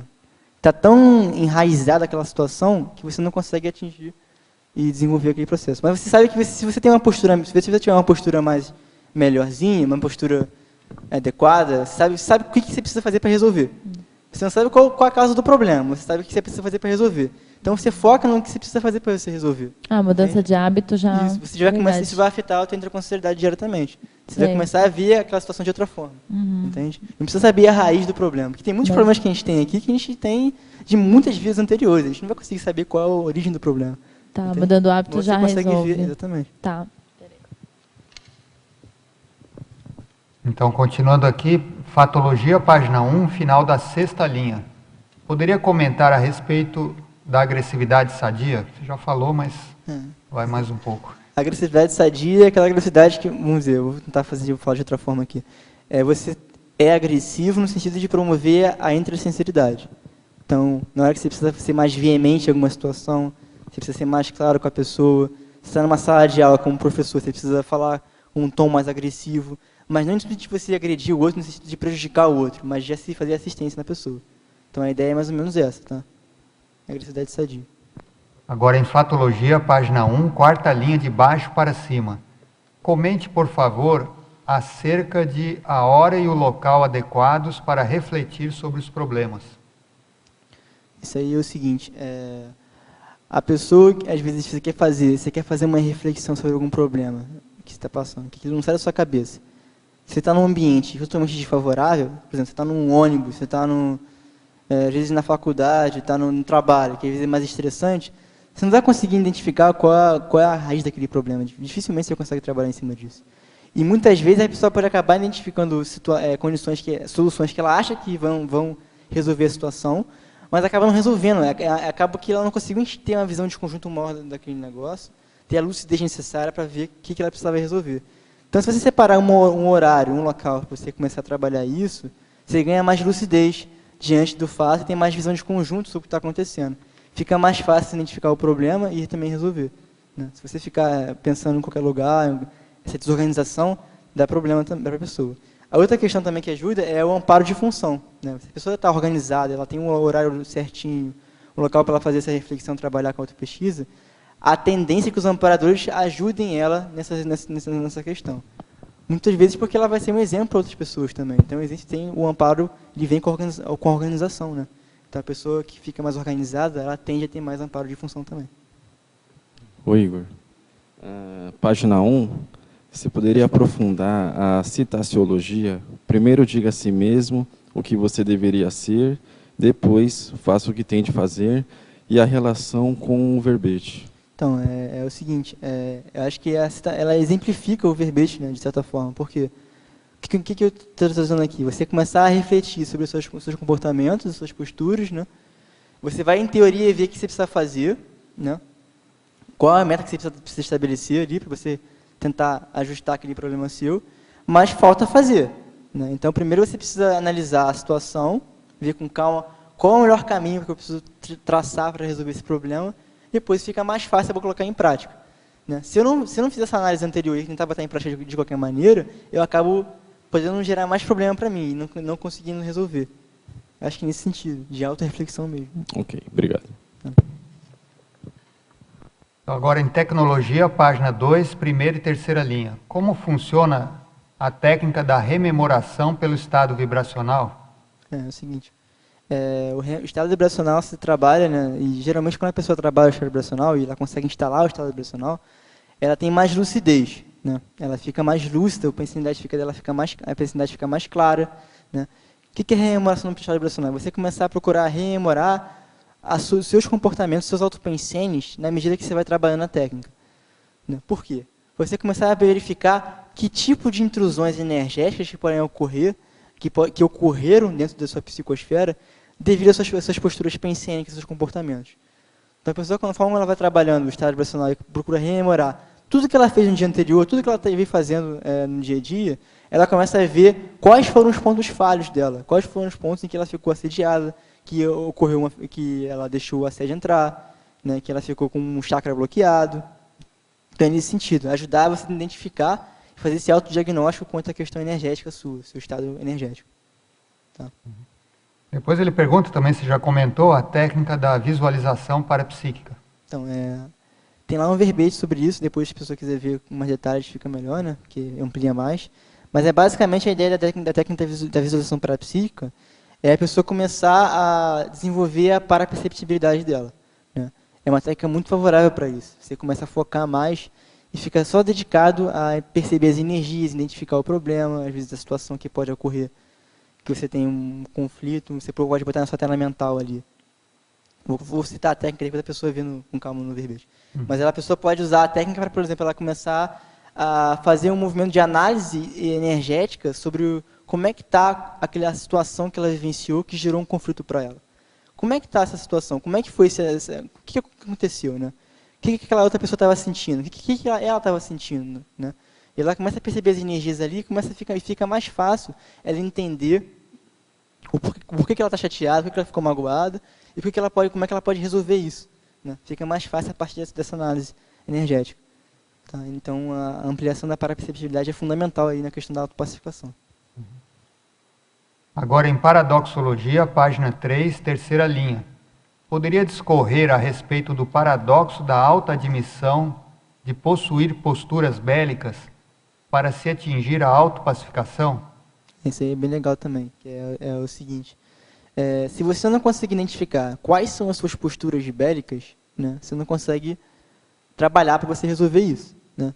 Então, o paradoxo está nisso, que a postura é bélica, né? Você admitir que essa postura é bélica, mas isso vai te ajudar a chegar na autopacificação. Esse que é o paradoxo. Tá? Ficou claro. Agora, de novo, pergunta do Rio de Janeiro. Acho que é tudo lá da sua... pessoal. Do seu grupo lá. Então, efeitologia, página 2, última linha. Poderia expandir o efeito do exemplarismo pessoal no holopensene grupo kármico? Essa é a questão de... estava até falando isso nesse final de semana aqui. O maior exemplo, a maior assistência que a pessoa pode dar para o grupo dela é o exemplarismo dela. Porque pelo exemplo você começa a ver uma referência mais positiva diante daquela situação. Entendeu? Então o efeito exemplarismo é a pessoa começar, o grupo dela de convivência começar a perceber naquela consim uma referência, ela ser uma referência para alguma situação de reconciliação, de assistência, de algum modelo que ela possa seguir. Então, esse exemplarismo pessoal, ele reverbera diretamente no grupo karma da pessoa, porque o grupo dela vai começar a identificar um modelo mais evolutivo para ele conseguir caminhar e começar a evoluir mais rápido, né? Então, acho que essa que é a ideia. O exemplo trazer para levar o grupo. Agora, em códigologia, página 2, segunda linha. Poderia falar sobre o código das posturas pacificadoras? Eu até marquei aqui, porque acho que a pessoa ia perguntar. A ideia do código das posturas pacificadoras é a gente começar a arquivar, vamos dizer assim, quais são as nossas posturas no dia a dia que já são pacíficas, né? Quer dizer, em quais situações que eu tive no dia a dia que eu consegui manter um nível de lucidez, que eu consegui manter aquela harmoniosidade com aquelas pessoas, ficar tranquilo, ficar harmônico naquela situação, né?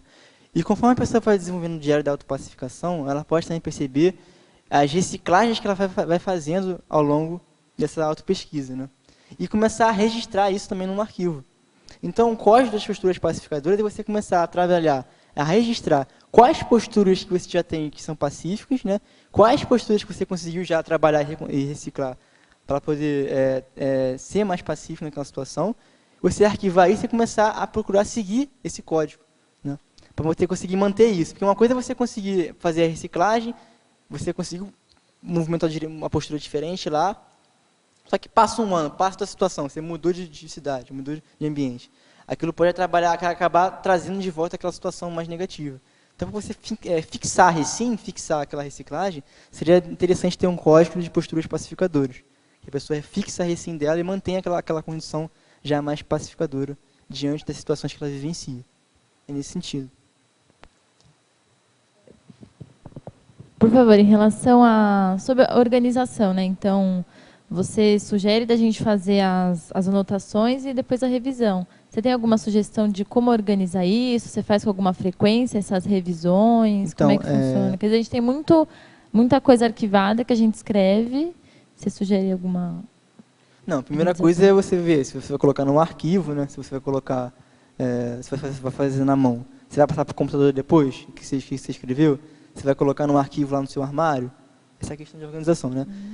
Em relação à questão de escrever, como é que você pode escrever? A sugestão que eu trouxe foi no procedimento, lá na argumentologia, né? Que é uma maneira de você conseguir escrever e redigir, fazer essa reflexão. Mas, assim, diante da revisão, a revisão que eu estou falando aqui é uma revisão do dia que você fez. Você fez o diário ali, você vai revisar aquilo que você está fazendo. Para você verificar como é que está a qualidade daquilo que você fez. Porque muitas vezes a pessoa pode acabar caindo no dia a dia, nessa disciplina, às vezes fica mal parada, ela acaba trabalhando a escrita dela e ela fica meio preguiçosa às vezes. Isso aconteceu comigo. Você às vezes esquece um trafar que você queria colocar e não colocou, não quer refletir muito bem. Então, quando você revisa, você começa a voltar e isso te obriga você a ter mais detalhismo na análise das suas posturas, entendeu? Então, a revisão nesse sentido. Entendi. Obrigada. Ô, Igor, deixa eu te fazer uma pergunta bem prática aqui sobre a estrutura do diário, né? Como é que ele funciona. Então, imagina que você tem uma situação assim no seu dia a dia. Você está lá nos seus estudos, na faculdade, chega um colega seu, você dá uma opinião e vocês se desentendem. Ele acaba com a tua opinião de que você está errado, que você é burro, que você não entende nada. E você, num primeiro momento, você fica chateado, você fica aborrecido com aquilo. A partir desse fato, como é que é o registro no diário? A partir dessa situação, o que você escreveria no diário que você está aí propondo? A ideia é você começar a pensar o quê? Primeira coisa, né? Nas suas vivências, né? Então, como é que foi a vivência? Que vivência você teve ali, né? Eu coloquei aqui no procedimento. Então, eu coloquei aqui no procedimento. Fatos, né? Quais as vivências do dia relacionadas à autopacificação? Então, por exemplo, essa situação que você colocou aí é uma situação que vai te trabalhar no seu trabalho de autopacificação, de pacificação íntima, né? Você teve um conflito ali. Então, a primeira coisa, você vai analisar o fato. Como é que está a situação? Foi o quê? Foi eu discutir com um colega na faculdade. Aí você vai ver os seus pensamentos. Quais os pensamentos, emoções e energias manifestados nessas vivências? Quer dizer, como é que você estava pensando naquele momento? Que tipo de pensamento você teve naquela situação que gerou aquele conflito? Porque às vezes você quis falar uma coisa numa boa com a pessoa e a pessoa ficou nervosa. Mas às vezes você quis falar legal com ela, mas você estava pensando mal dela, por dentro.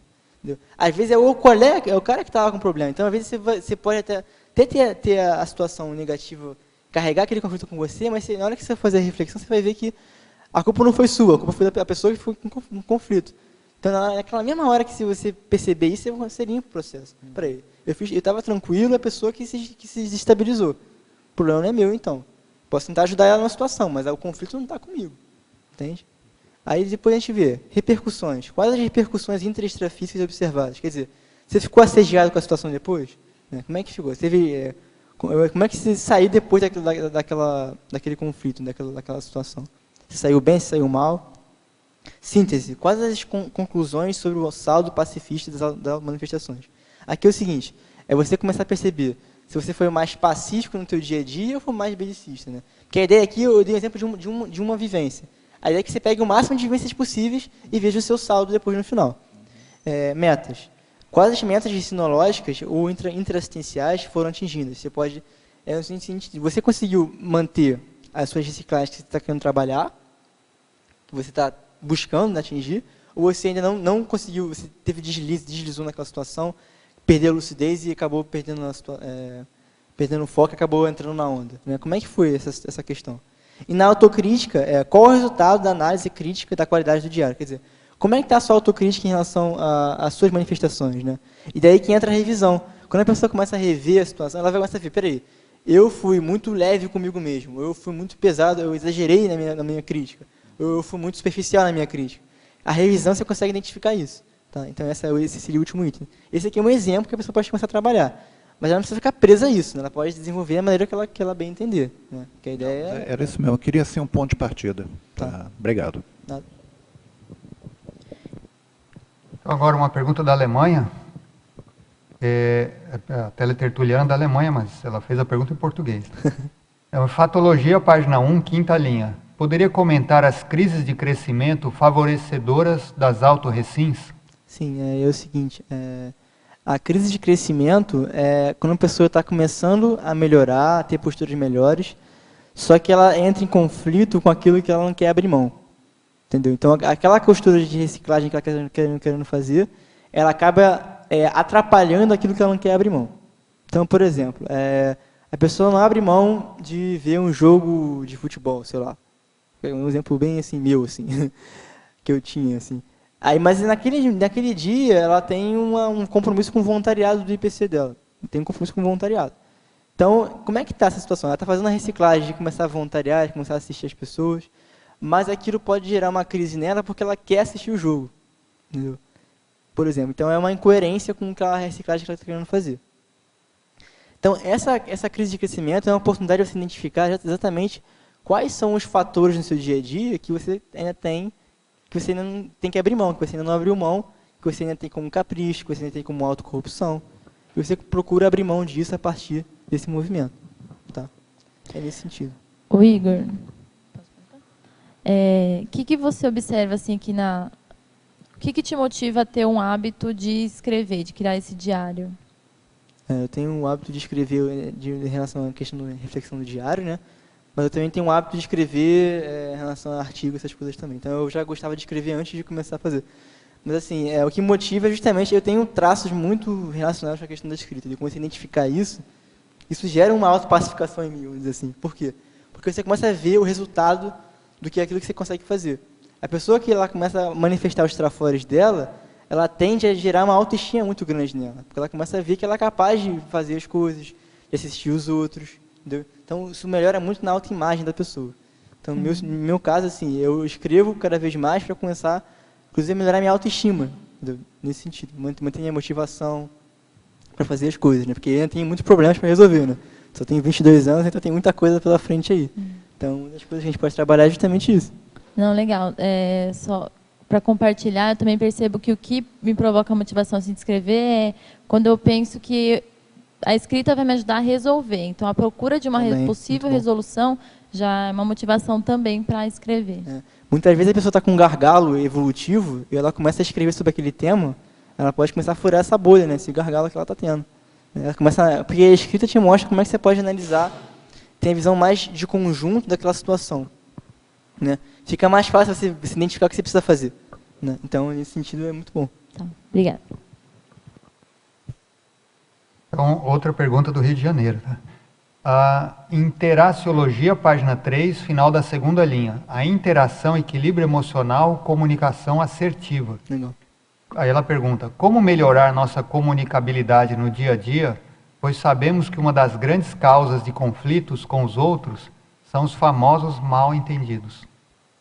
Então, uma das coisas que ajuda muito é a interação que está aí, é o equilíbrio emocional. A pessoa que está mais equilibrada, ela tende a ficar mais racional e não racionalizar em cima daquela situação. Ela fica mais racional. Se você fica mais racional, o que significa isso? Você, por exemplo, você está numa situação que você ficou nervoso, você identifica, estou nervoso. Aí você começa a pensar fora desse nervosismo, fora dessa raiva. Então você identifica a origem do seu estado, identifica o seu estado holossomático e você sai daquela situação e pensa fora daquilo. Como é que eu posso fazer para não ficar mais nervoso? Né? Só de você pensar dessa maneira, tirando a emoção, fica mais fácil você ser assertivo na hora que você for falar. Né? Você começa a desintoxicar, você fala o que você pensa, mas sem agredir o outro, porque você está considerando todo o contexto em volta. Você não está tão refém da emoção ali na hora. Que muitas vezes a pessoa quer falar o que ela pensa, só que ela está cheia de emoção por trás, está com raiva, então ela vai xingar o outro. Naquele momento ela está pensando daquela maneira. Se ela pensar fora da emoção, fica mais fácil ela conseguir ser mais assertiva na comunicação dela. É nesse sentido, a interação aí. E quanto mais a gente tiver a comunicação assertiva, mais isso vai reverberar nosso equilíbrio emocional. Quanto mais a gente tiver equilíbrio emocional, isso vai também reverberar na nossa comunicação assertiva. É uma interação por causa disso. Tá. Agora uma pergunta de Montes Claros, em Minas Gerais. Em Fatologia, página 2, segunda linha. Poderia ampliar a relação entre o exercício da liderança democrática com o tema do verbete? É o seguinte, na argumentologia eu coloquei lá na caracterologia, eu coloquei a consciência líder aqui, né? Analisa os empreendimentos assistenciais cotidianos a partir da reflexão do nível cosmoético da convivialidade para a convivialidade pessoal. Quer dizer, a pessoa começa a trabalhar tanto na autopacificação dela, e ela começa a ser um exemplo para aquele grupo que ela está convivendo, que ela começa a enxergar a necessidade das outras pessoas também. E esse é o movimento da liderança. A pessoa começa a perceber o que a outra pessoa está precisando. Ela começa a fazer um movimento de assistência ao grupo que ela está vivendo e não só fica focada no ego-karma dela. Tá? Então, nesse sentido, você pode perceber que a liderança democrática é um exemplo assim, da pessoa que já está mais voltada para a questão da autopacificação. Né? Não é aquela liderança que você vai simplesmente fazer o que você quer mandar, porque você sabe mais, você vai falar para a pessoa que ela o que ela tem que fazer. Você vai começar a ter mais um senso de grupo para poder ver o que é melhor para o grupo, não só para você. Nesse sentido. A liderança democrática não é você ser eleito pelo grupo, não é isso. É você começar a ter uma noção do que é melhor para um grupo como um todo ali. Nesse sentido. E eu acho que tem uma relação direta com a autopacificação por causa da pessoa, da qualificação da pessoa. Ela se qualifica, ela tem menos conflitos, então ela consegue enxergar melhor o que é melhor para o grupo. Nesse sentido. Tem uma pergunta geral aqui, eu vou dizer o que eu acho também, depois você pode falar. Então ela está perguntando assim, gostaria de saber se o parapsiquismo ou a conscienciologia tem algo de comum com a ciência noética. Bom, em primeiro lugar, parapsiquismo ou a conscienciologia não é bem assim. O parapsiquismo é um ramo, é um estudo dentro da conscienciologia. Agora, a conscienciologia tem algo em comum com várias filosofias, com várias ciências. Tem alguma coisa com a ciência noética, mas tem muita discordância também. Só para citar alguns exemplos, a multidimensionalidade, o assédio, que é a maior doença da humanidade, essa ciência não trata, e a maioria delas também não. Assédio, o amparo, o princípio da descrença, a escala evolutiva, o desperto até chegar no serenão. Eu vou citar só alguns: ataque paraterapêutico, TENEPS, OFIEX, pré-intermissiologia. Então, estudo, pelo menos do que eu conheço, eu nunca vi em lugar nenhum. Então, a sugestão para você, se você está ainda em dúvida, é ler os tratados da conscienciologia, né? Nós temos pelo menos 5 tratados aqui. O Projeciologia, um livro, todos eles têm mais de 900 páginas. O livro Projeciologia, os 700 experimentos, o Homo sapiens Reurbanizados, o Homo sapiens Pacíficos, e a enciclopédia da conscienciologia que nós estamos aqui. Exatamente. Atualmente, né, já tem mais de 15 volumes, para você ter uma ideia do que é realmente a conscienciologia. E se você tiver mais dúvida, vai perguntando. Você queria complementar? Eu não sei não lembro muito bem o que é noético em si, mas assim, a questão da autopesquisa também é muito importante. Não sei se a noética trata disso. Autopesquisa. A coisa mais importante que eu vejo assim da conscienciologia é isso, a pessoa começar a priorizar a intraconsciencialidade dela. Fazer autopesquisa. Daí que vem o FIEX, TNS, todas as relações que a gente trata aqui. A escala evolutiva, ela parte sempre da autopesquisa da pessoa, da autocompreensão dela. Isso eu acho que é o mais importante de tudo aqui que a gente trabalha. A autopesquisa leva ao autoconhecimento, né? O autoconhecimento deveria levar às mudanças, às autorreciclagens. Né? As autorreciclagens envolvem autossuperação, autoenfrentamento, isso tudo é um processo que faz parte até do próprio paradigma consciencial. Você queria, Oswaldo, comentar alguma coisa sobre noética? Não. Alguém tem mais alguma pergunta? O Fábio. Oi, Igor. Você tem falado bastante aí sobre o futebol e da sua ligação com o esporte. E a gente sabe que, principalmente na época de colégio, de faculdade, é um assunto que tem uma ênfase muito grande, né? Os colegas sempre estão indo com camisas de time, e existem muitos debates a respeito desse tema.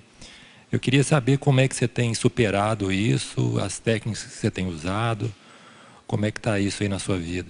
Olha, essa questão do futebol e tudo mais, assim, é claro que eu tenho um grupo de amigos que gostam de falar disso, e às vezes você precisa falar com eles, assim, para interagir, tem um nível de rapport com a pessoa, com a consciência ali. Mas, assim, no meu caso, é cortar. Eu começo a cortar a situação. Tirei muita coisa já que eu tinha de futebol. Inclusive, eu guardei minhas camisas que eu tinha lá, e no saco lá, sei o que eu vou fazer com aquilo depois. Mas é cortar mesmo, porque é uma coisa que não presta mais pra mim, não serve, entendeu? Então, por isso eu comecei a cortar, porque me assedia muito, eu fico muito emocional, instintivo com aquela situação. Então, é interessante você começar a ver esse tipo de coisa. Quais coisas que te deixam mais assim, instintivo, mais animal, vamos dizer assim, né? E como é que você pode cortar isso, né? Porque isso não contribui nada para o seu autoconhecimento, para a sua evolução. Acho que é mais ou menos por aí. Minha experiência é mais ou menos essa, é cortar o processo holopensene do futebol. Tá? A tua experiência, principalmente de estudante, com relação às baladas, às cervejas de sexta-feira, etc., também tinha isso ou, não, ou sempre teve fora disso? Como assim? Não entendi. Não, você participa das baladas? Não. Não, isso aí não. Tem muita coisa que eu já cortei já. Eu aplico a Invexis, né? Então, dentro da questão da Invexologia, tem muita coisa que a gente já começa a evitar. Tem um lista de evitações lá que a gente trabalha que já é bem assim. E eu não sinto a menor falta disso. Então, são coisas que não me abalam muito, não. O pessoal quer incentivar, vamos lá, chopar, precisa da faculdade. Mas a gente começa a cortar e ver, nem passa mais perto. Hoje em dia, a pessoa nem me convida mais. Nem convida porque você já sabe que eu não vou. Fica mais claro essa pessoa. Aproveitando aqui, no último princípio, aqui na página 2, você coloca desconstrução do princípio de Talião. Uhum. Essa é mais conhecida como lei de Talião. Né? É a mesma coisa ou é o princípio da lei de Talião? Eu coloquei como princípio assim, mas a ideia que como a lei naquela época era lei, né? E acho que tem algumas culturas que ainda usam isso, né? Pode ser um princípio também no sentido de você começar a ver que as pessoas ainda fazem isso, né? Tem uma questão de você, a gente fazer uma linguagem conotativa, a pessoa tem muita coisa que quer me agredir, eu quero agredir também, discussão. Elas por elas, dentro por exatamente. Olho por olho, dentro por então dentro. Eu coloquei isso justamente por isso. Como se fosse um princípio assim, de manifestação das consciências. As consciências se manifestam desse jeito ainda. A lei seria uma coisa mais fixa, né? Outra coisa aqui na tua listagem da caracterologia. Você coloca 4 itens. Né? Deu para ver aqui que os 2 primeiros são mais ou menos positivos e os outros 2 são negativos. São negativos. Assim mesmo. Eles têm... que a pessoa ela pode ver isso como um crescendo, você pode ver de baixo para cima aí, né? Acomodada, ela vai para a teórica, proativa ali. Ou ela, a questão assim, que eu procurei ver as que mais aparecem, assim, que podem aparecer. E que ocorreram comigo também. Eu passei por essas 4 aí. Eu tive uma fase mais acomodada, fiz uma fase mais teórico, depois fiquei mais proativo. Então, às vezes, de vez em quando, eu fico teórico também, às vezes. Mas, assim, a gente está vendo quais são as possibilidades que a consciência pode ter, né, fazendo o diário da autopacificação. É mais ou menos essa ideia aí. Essas possibilidades que eu identifiquei. Tá? Então, tem uma pergunta aqui, ela está perguntando assim, em caráter geral. Professor Igor, como devo agir em conflitos entre as pessoas do meu grupo Karma? Como devo o quê? Como devo agir em conflitos entre as pessoas do meu grupo Karma? Tem que ver como é que está esse nível de conflito aí, né? Porque dependendo da situação, né, às vezes é melhor sair fora, deixar o pessoal ali. Mas a ideia é uma coisa que eu acho que é muito importante, é dar o exemplo em primeiro lugar. Porque o exemplo, uma hora ou outra, isso vai começar a reverberar no grupo Karma. Inclusive, eu botei isso na efeitologia, né, na questão do exemplarismo. Mas, assim, analisar aquelas consciências que estão ali trabalhando, quais são os traços que elas têm, e tentar ver que tipo de situação você pode propor para tentar resolver esse problema do grupo ali, né? Então, é fazer uma postura mais de líder mesmo naquela situação. Mas antes de ter essa postura de líder, é bom que você tenha o exemplo. Porque se você não tiver o exemplo, você não vai conseguir ter uma autoridade moral para chegar naquele grupo lá e tentar resolver o conflito. Então, é mais ou menos por aí. Se não der para fazer nada, pelo menos joga energia. Joga energia, pode ser também. Faz alguma coisa em silêncio, né? Não precisa... não existe, acho que, uma fórmula geral para você agir em conflitos, né, com o grupo. Essa questão do exemplo seria mais se você estivesse convivendo com essas pessoas, né? Se você está distante já, como é que... Aí tem outra situação. Faz TNF, bota na TNF, por exemplo. Pode ser um exemplo. Você podia comentar aqui no item procedimento esses 7 questionamentos aqui que parecem ser uma síntese, né? A ideia que eu quis colocar aqui é uma basezinha, né? Para a pessoa começar a procurar entender, né? Esses itens aí eu tirei muita coisa da oficina que a gente trabalha no Rio, que eu falei aqui no início, que eu parti desse princípio aí. Mas tem algumas coisas que eu procurei colocar mais neutras, né? Então a ideia é você fazer uma análise do seu saldo mesmo. Como é que estão essas vivências? Como é que foram os seus pensamentos, as repercussões que aquilo ocorreu, né? Então a gente começa a ter essa basezinha inicial diante do diário. E a partir disso a gente começa a personalizar nosso diário. Cada um tem um perfil de personalidade, de consciencialidade, que vai levar a um tipo de diário diferente, entendeu? Mas se a pessoa começar a ter um salto inicial, aí seria interessante ela ler essas questões e trabalhar em cima disso. Fica mais completa a abordagem, eu vejo. Né? Você pensa tanto do lado positivo quanto do lado negativo.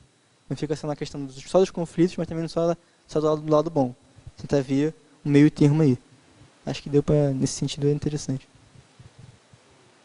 Oi. Psicologia ali na quinta linha, colocou a valorização das autoparapercepções. Na sua vivência, teve algum momento que essa valorização ficou mais evidente, que era importante valorizar? Teve alguma experiência que te marcou? Sim, conforme você desenvolve a parapercepção, fica evidente no seguinte sentido. Você está num holopensene positivo lá. Você está no teu quarto, pensando cosmoeticamente, pensando, vamos dizer, ali no que você vai fazer de assistência, no seu grupo Karma, ou então no seu voluntariado que você vai fazer, suas motivações, que você vai escrever. Aí você vai lá e acessa um ambiente mais negativo. Então, por exemplo, você vai lá, vai para a sala ver televisão com o seu pai, com a sua família, por exemplo. Então você vai e na mesma hora você identifica aquele padrão mais carregado de energias, entende? Então eu vejo que para a pessoa conseguir ter essa autocrítica, esse discernimento de ver o que é o bom para ela, o que é negativo para ela, ela precisa ter essa percepção, a parapercepção, para ver nas energias o que está acontecendo, porque aquilo vai demonstrar a realidade para ela. Não tem jeito de fugir, não tem jeito de se enganar, entendeu? Pô, estou me sentindo mal, pesado, o negócio está ruim aqui, estava me sentindo melhor antes e eu fiquei me sentindo mal agora. Então você começa a selecionar seus hábitos, suas posturas a partir disso, entende? Então eu vejo que é fundamental para a autopacificação essa valorização da autoparapercepciologia, da parapercepção. E você, assim, como aplicante da Invexis, como que você vê, assim, talvez uma relação mais direta de aplicar uma técnica evolutiva com a questão da pacificação? Bom, é uma das questões assim que a gente procura ter como prioridade. Dentro da Invexis tem um contexto que chama-se eutimia, né? O pessoal fala. A eutimia é aquela condição de imperturbabilidade que a pessoa já chega, que ela consegue sobrepairar, de certa forma, tudo o que está acontecendo em volta da vida dela. Ela mantém uma linearidade, uma autopacificidade, né, muito grande. Então, uma das metas da Invexis é justamente essa. Assim. Eu coloquei, pelo menos em 10 anos, chegar nessa condição. Vamos ver se eu consigo chegar antes. Né? Vamos ver. Vai demorar mais um pouquinho, de repente, ou menos. Mas a ideia é trabalhar a autopacificação e, principalmente, em relação à Invexis, a autocrítica. O diário dá muita questão de autocrítica à pessoa. A pessoa começa a ficar muito mais autocrítica. E a autocrítica é um dos pilares da Invexis. Se você não tiver autocrítica, você não consegue ver o que você está fazendo na tua vida, o que você precisa melhorar, quais metas que você precisa reformular. Entende? Legal, obrigado.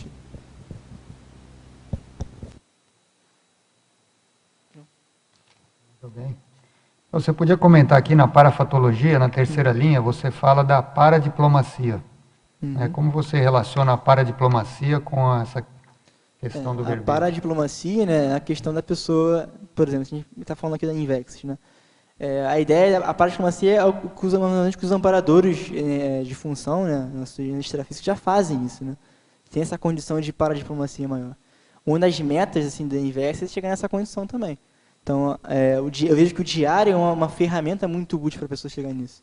Porque ela começa a ter um entendimento muito grande do que ela é, né, como é que ela se comporta, e aí fica mais fácil você conseguir sobreparar algumas situações e ser mais diplomata e menos conflitivo, né?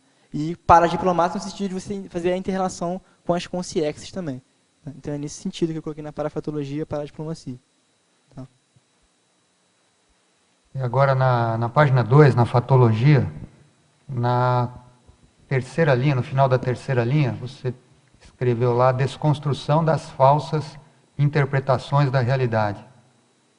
Como que você abordou essa questão das falsas interpretações da realidade? Que a pessoa que geralmente ela tem uma repressão muito forte, ela acaba criando fantasias na cabeça dela, porque ela não consegue manifestar aquilo que ela quer manifestar. Então, eu vejo que repressão tem tudo a ver com autoconflito.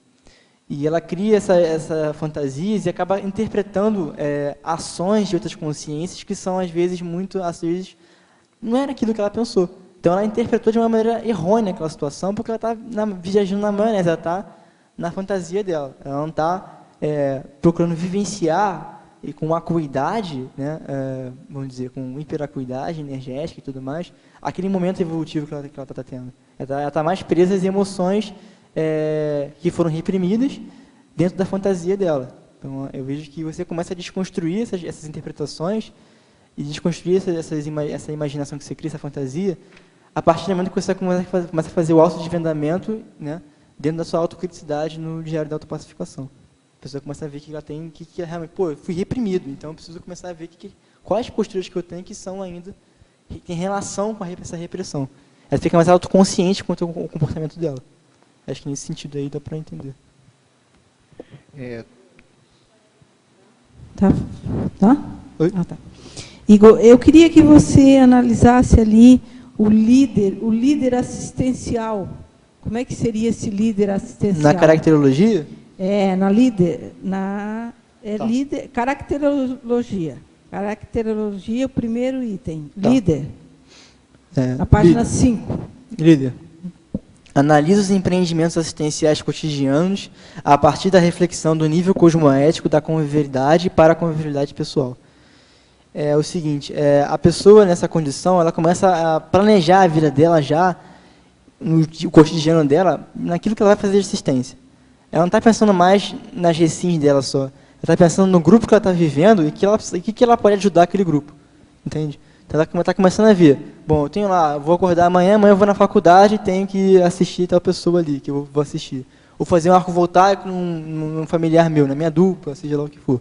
Você começa a planejar seu dia já focado já nessa questão de intrassinceridade. E na hora que você vai fazer o diário da autopacificação, você começa a ver como é que está o seu desempenho nisso. Né? Eu estou assistindo bem ou eu não consegui assistir direito? Como é que estava pensando naquele momento? Eu estava pensando bem ou estava com a pensidade tranquila ou estava com uma pensidade mais oscilante, mais patológica? Né?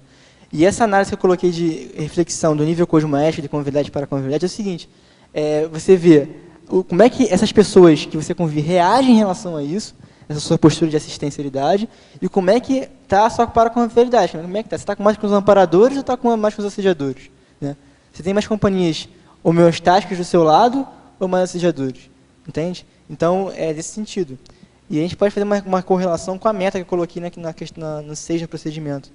Coloquei assim, quais metas sinológicas ou interassistenciais foram atingidas. Quer dizer, você pode também ter metas interassistenciais. Não necessariamente vão ser metas só para você desenvolver a sua reciclagem.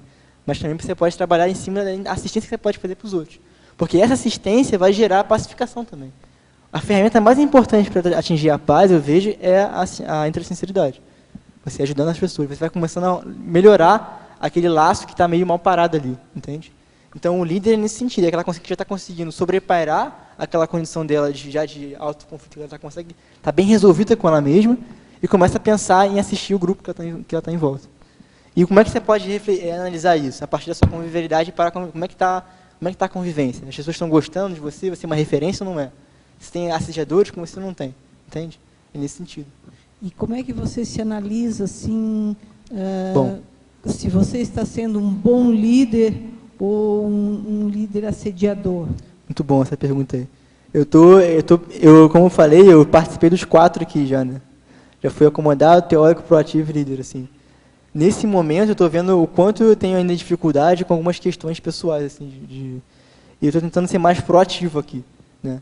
Já consegui ter alguns vamos dizer assim, a gente fala de sobreparamento, não,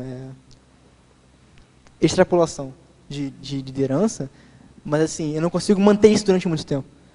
Eu não tenho essa linearidade. Então, eu acabo oscilando um pouco entre proativo e líder nessa questão, entende? Então, na minha análise, eu ainda estou precisando melhorar bastante para chegar nessa condição aí, por causa dessa minha condição de manter essa linearidade de comportamento, sabe? De manter essa liderança durante a semana, durante 1 mês, 2 meses, 3 meses, 1 ano, e assim por diante. Entende? Você acha que o líder completo seria aquele que faz essa liderança cosmoética durante, no mínimo, quanto tempo, assim? Não sei dizer. Aí você não tem uma ideia? Eu não sei dizer se precisa de um tempo, mas o que interessa aqui mais é o que prevalece, né? O que prevalece em você aqui? Seria essa que é a ideia, melhor. Tem que ser entendeu? A prevalecência já seria ideal. Tá, eu vejo que no meu caso não prevalece a questão do líder ainda. Ainda não. Entende? Esse percentual seria de quanto, assim? Eu não sei dizer, em termos matemáticos é difícil dizer, assim. Mas você vê nessa manifestação, o que prevalece? A liderança, não é? Entendeu? Começa a analisar. Aí tem que ver a autoanálise sua, analisar como é que você está se comportando. Tá bom? Tá bom, obrigada. Oi, Igor. Parafatologia, página 2, 4ª linha de baixo para cima. Você poderia aprofundar o exemplarismo da consim autora do diário aos alunos do curso intermissivo e, inclusive, informar se você tem alguma experiência a respeito. Bom, eu não tive experiência concreta, assim, mas eu já pude... Essa é uma ilustração que a gente pode fazer por causa da... O que é a ideia? A ideia é que as consciências que estão fazendo o curso intermissivo agora, nesse momento, no período intermissivo, elas estão em uma condição de teoria, né? Estão ali fazendo uma teorização do processo, da vida intrafísica, fazendo autodesvendamento, a autoanálise do que ela precisa fazer para melhorar, como é que ela vai vir, como é que vai ser a programação existencial dela na próxima vida, né? E a gente aqui é um exemplo, de certa forma, quando a gente começa a aplicar a nossa programação existencial, começa a fazer assistência, começa a trazer as ideias intermissivas, a gente passa a ser um exemplo para essas consciências que estão lá fazendo o curso intermissivo. Porque a gente está mostrando na prática como é que isso realmente funciona, né? Que dá certo.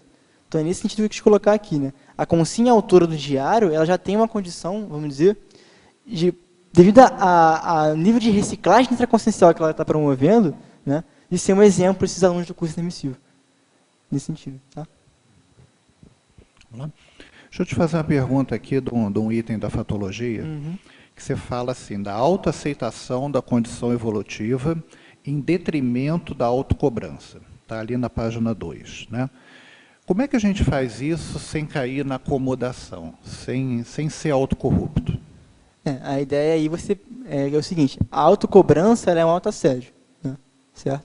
Então, a pessoa que ela identifica um traço dela e fica se cobrando para melhorar aquela situação, ela está se assediando. Então, já vemos que não é uma condição ideal.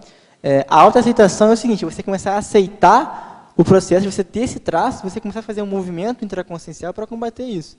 É nesse sentido. Então, o diário, ele vai te trazer isso, porque eu não coloco só assim, identifique seus trafalhos, identifique seus trafalhos. Não, qual é o movimento que você precisa fazer para resolver isso? Entende? Então, nesse sentido, eu vejo que o próprio diário já é uma condição dessa. Você acaba não entrando nesse mataburro de achar que você vai ficar se cobrando demais para resolver o problema, e nem só ficar na acomodação da autoaceitação. Quer dizer, um aceitar, mas sem se acomodar, é isso? É uma aceitação que é positiva, porque você precisa identificar o que está acontecendo. Senão você não consegue resolver. Tá? Nós tivemos esse ano, em abril, o encontro da paz lá no campus Saquarema, e eu queria saber se a Greenvex teve uma participação ativa, se vocês debatem muito esse assunto semanalmente nos seus encontros, e as repercussões desse encontro lá no Instituto.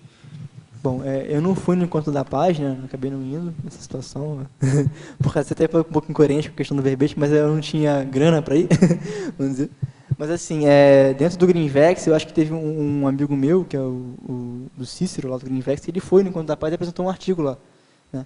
Mas a gente não está, nesse momento o Greenvex está focado mais na produção de GESCONs. E as GESCONs estão muito pessoais dentro da personalidade daquela consciência, da pessoa, né? E o assunto da paz ainda não apareceu. Também porque não chegou a minha vez ainda também lá. Quando chegar a minha vez, a gente vai falar um pouco sobre isso. Mas, assim, é mais ou menos isso, tá? Por enquanto, o Greenvex não está com esse movimento forte de autopacificação, não. Apesar de ter o SIG agora, que é sobre isso, né? O SIG, que vai ter em agosto lá em Porto Alegre, que é o Simpósio Internacional dos Greenvexes, é sobre a cultura da paz. É o tema da cultura da paz. Tá? Igor, na página 2, em Fatologia, na 4ª linha de baixo para cima, você pode comentar um pouco sobre a eliminação da necessidade deturpada de autodefesa? Se tiver algum exemplo também? Tem vários, assim. Não, a autodefesa é a pessoa se sentir, às vezes, inibida diante de uma situação. Então, por exemplo, ela vai num ambiente que ela precisa debater. Então, exemplo aqui, o Tertuliano, por exemplo, pode ser isso. E ela não sente necessidade, ela não consegue se mostrar e fazer a pergunta que ela quer perguntar. Porque ela está com uma necessidade de deturpada de autodefesa. Ela acha que precisa se defender de alguma situação. Entende? É uma questão de você acha que você vai ser agredido pelo outro, o outro vai te ofender, você pode receber um não que você não quer receber. Então, é uma situação de deturpação. Entendeu? A autodefesa não é necessária nesse momento, mas a pessoa ela acha que precisa se defender. Entende? Como você acha que essa necessidade de se defender pode ser eliminada? Ela pode ser eliminada a partir de você começar a quebrar a repressão, principalmente. Entendeu? Começar a identificar, fazer a autoanálise e ver, peraí, eu estou fazendo isso porque fui reprimido em tal situação. Você começa a ver que aquela causa dessa sua necessidade de autodefesa vem muito de uma repressão externa, entendeu? Que não é problema só seu. Então você começa a ver que aquela situação pode ser resolvida se você encarar aquela situação. E você vai lá e fala. Se enfrenta naquela condição. É o autoenfrentamento, basicamente. Muito bom. Tá? Bom, Igor, nós estamos chegando aqui ao nosso final. Você gostaria de comentar mais alguma coisa que não foi abordada no seu verbete? Ficou faltando alguma coisa? Acho que ficou tudo dentro falamos de tudo, né? Praticamente, a comentologia, né? Foi tudo bem trabalhado aqui. Então nós agradecemos aqui ao professor Igor pelo seu verbete, pela sua defesa. Esperamos, né, como sempre, os próximos verbetes. Agradecemos aqui a participação dos tertulianos, dos teletertulianos, e passamos aqui para os nossos avisos e divulgações. Obrigado. As pontuações da tertúlia de hoje são 29 assinaturas no livro de presença, 30 perguntas presenciais e 28 perguntas respondidas online. Hoje nós temos 3 recados. A Sueli com a 3ª semana da Paradireitologia, a Dalva com o curso Leitura Lúcida e o Elcárdio com o programa Verbetografia. Olá a todos, sejam bem-vindos à nossa divulgação. Em nome da IC do Paradireito, convido você, tertuliano e teletertuliano, a participar da 3ª semana da Paradireitologia, que acontecerá entre os dias 7 e 16 de agosto. Iniciamos com a complementário dia 7, 8 e 9. Durante a semana teremos oficinas, teremos minicurso e teremos um painel expositivo. No dia 14, iniciamos o 7º Fórum da Paradireitologia, que se estenderá até o dia 16, fechando, então, a Semana da Paradireitologia. Quero informar que o fórum também será transmitido à distância. Então, se você, que é teletertuliano, não tem condições de estar aqui em Foz do Iguaçu, acesse, então, a nossa página na internet, ou então entre em contato com o caec@caec.org para maiores informações, ou pelo telefone 45 3525 2652. Grata. Boa tarde. O CAEC convida a todos para participarem do curso Leitura Lúcida, acontecerá agora 2 de agosto.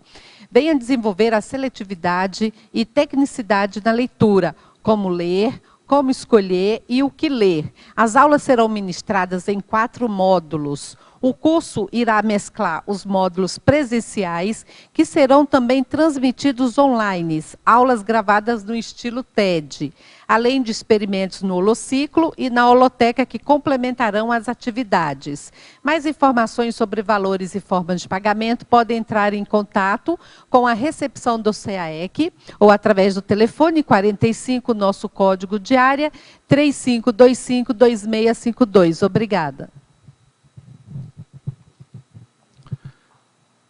Boa tarde.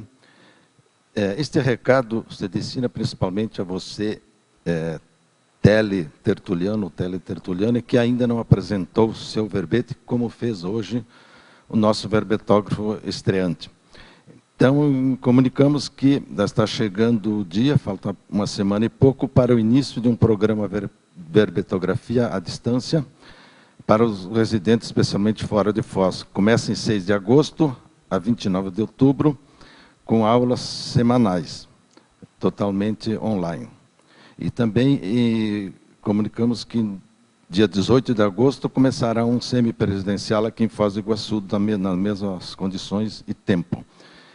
Então, qualquer informação pode ser feita na recepção do CAEC ou enviando o e-mail para caec@caec.org. Obrigado.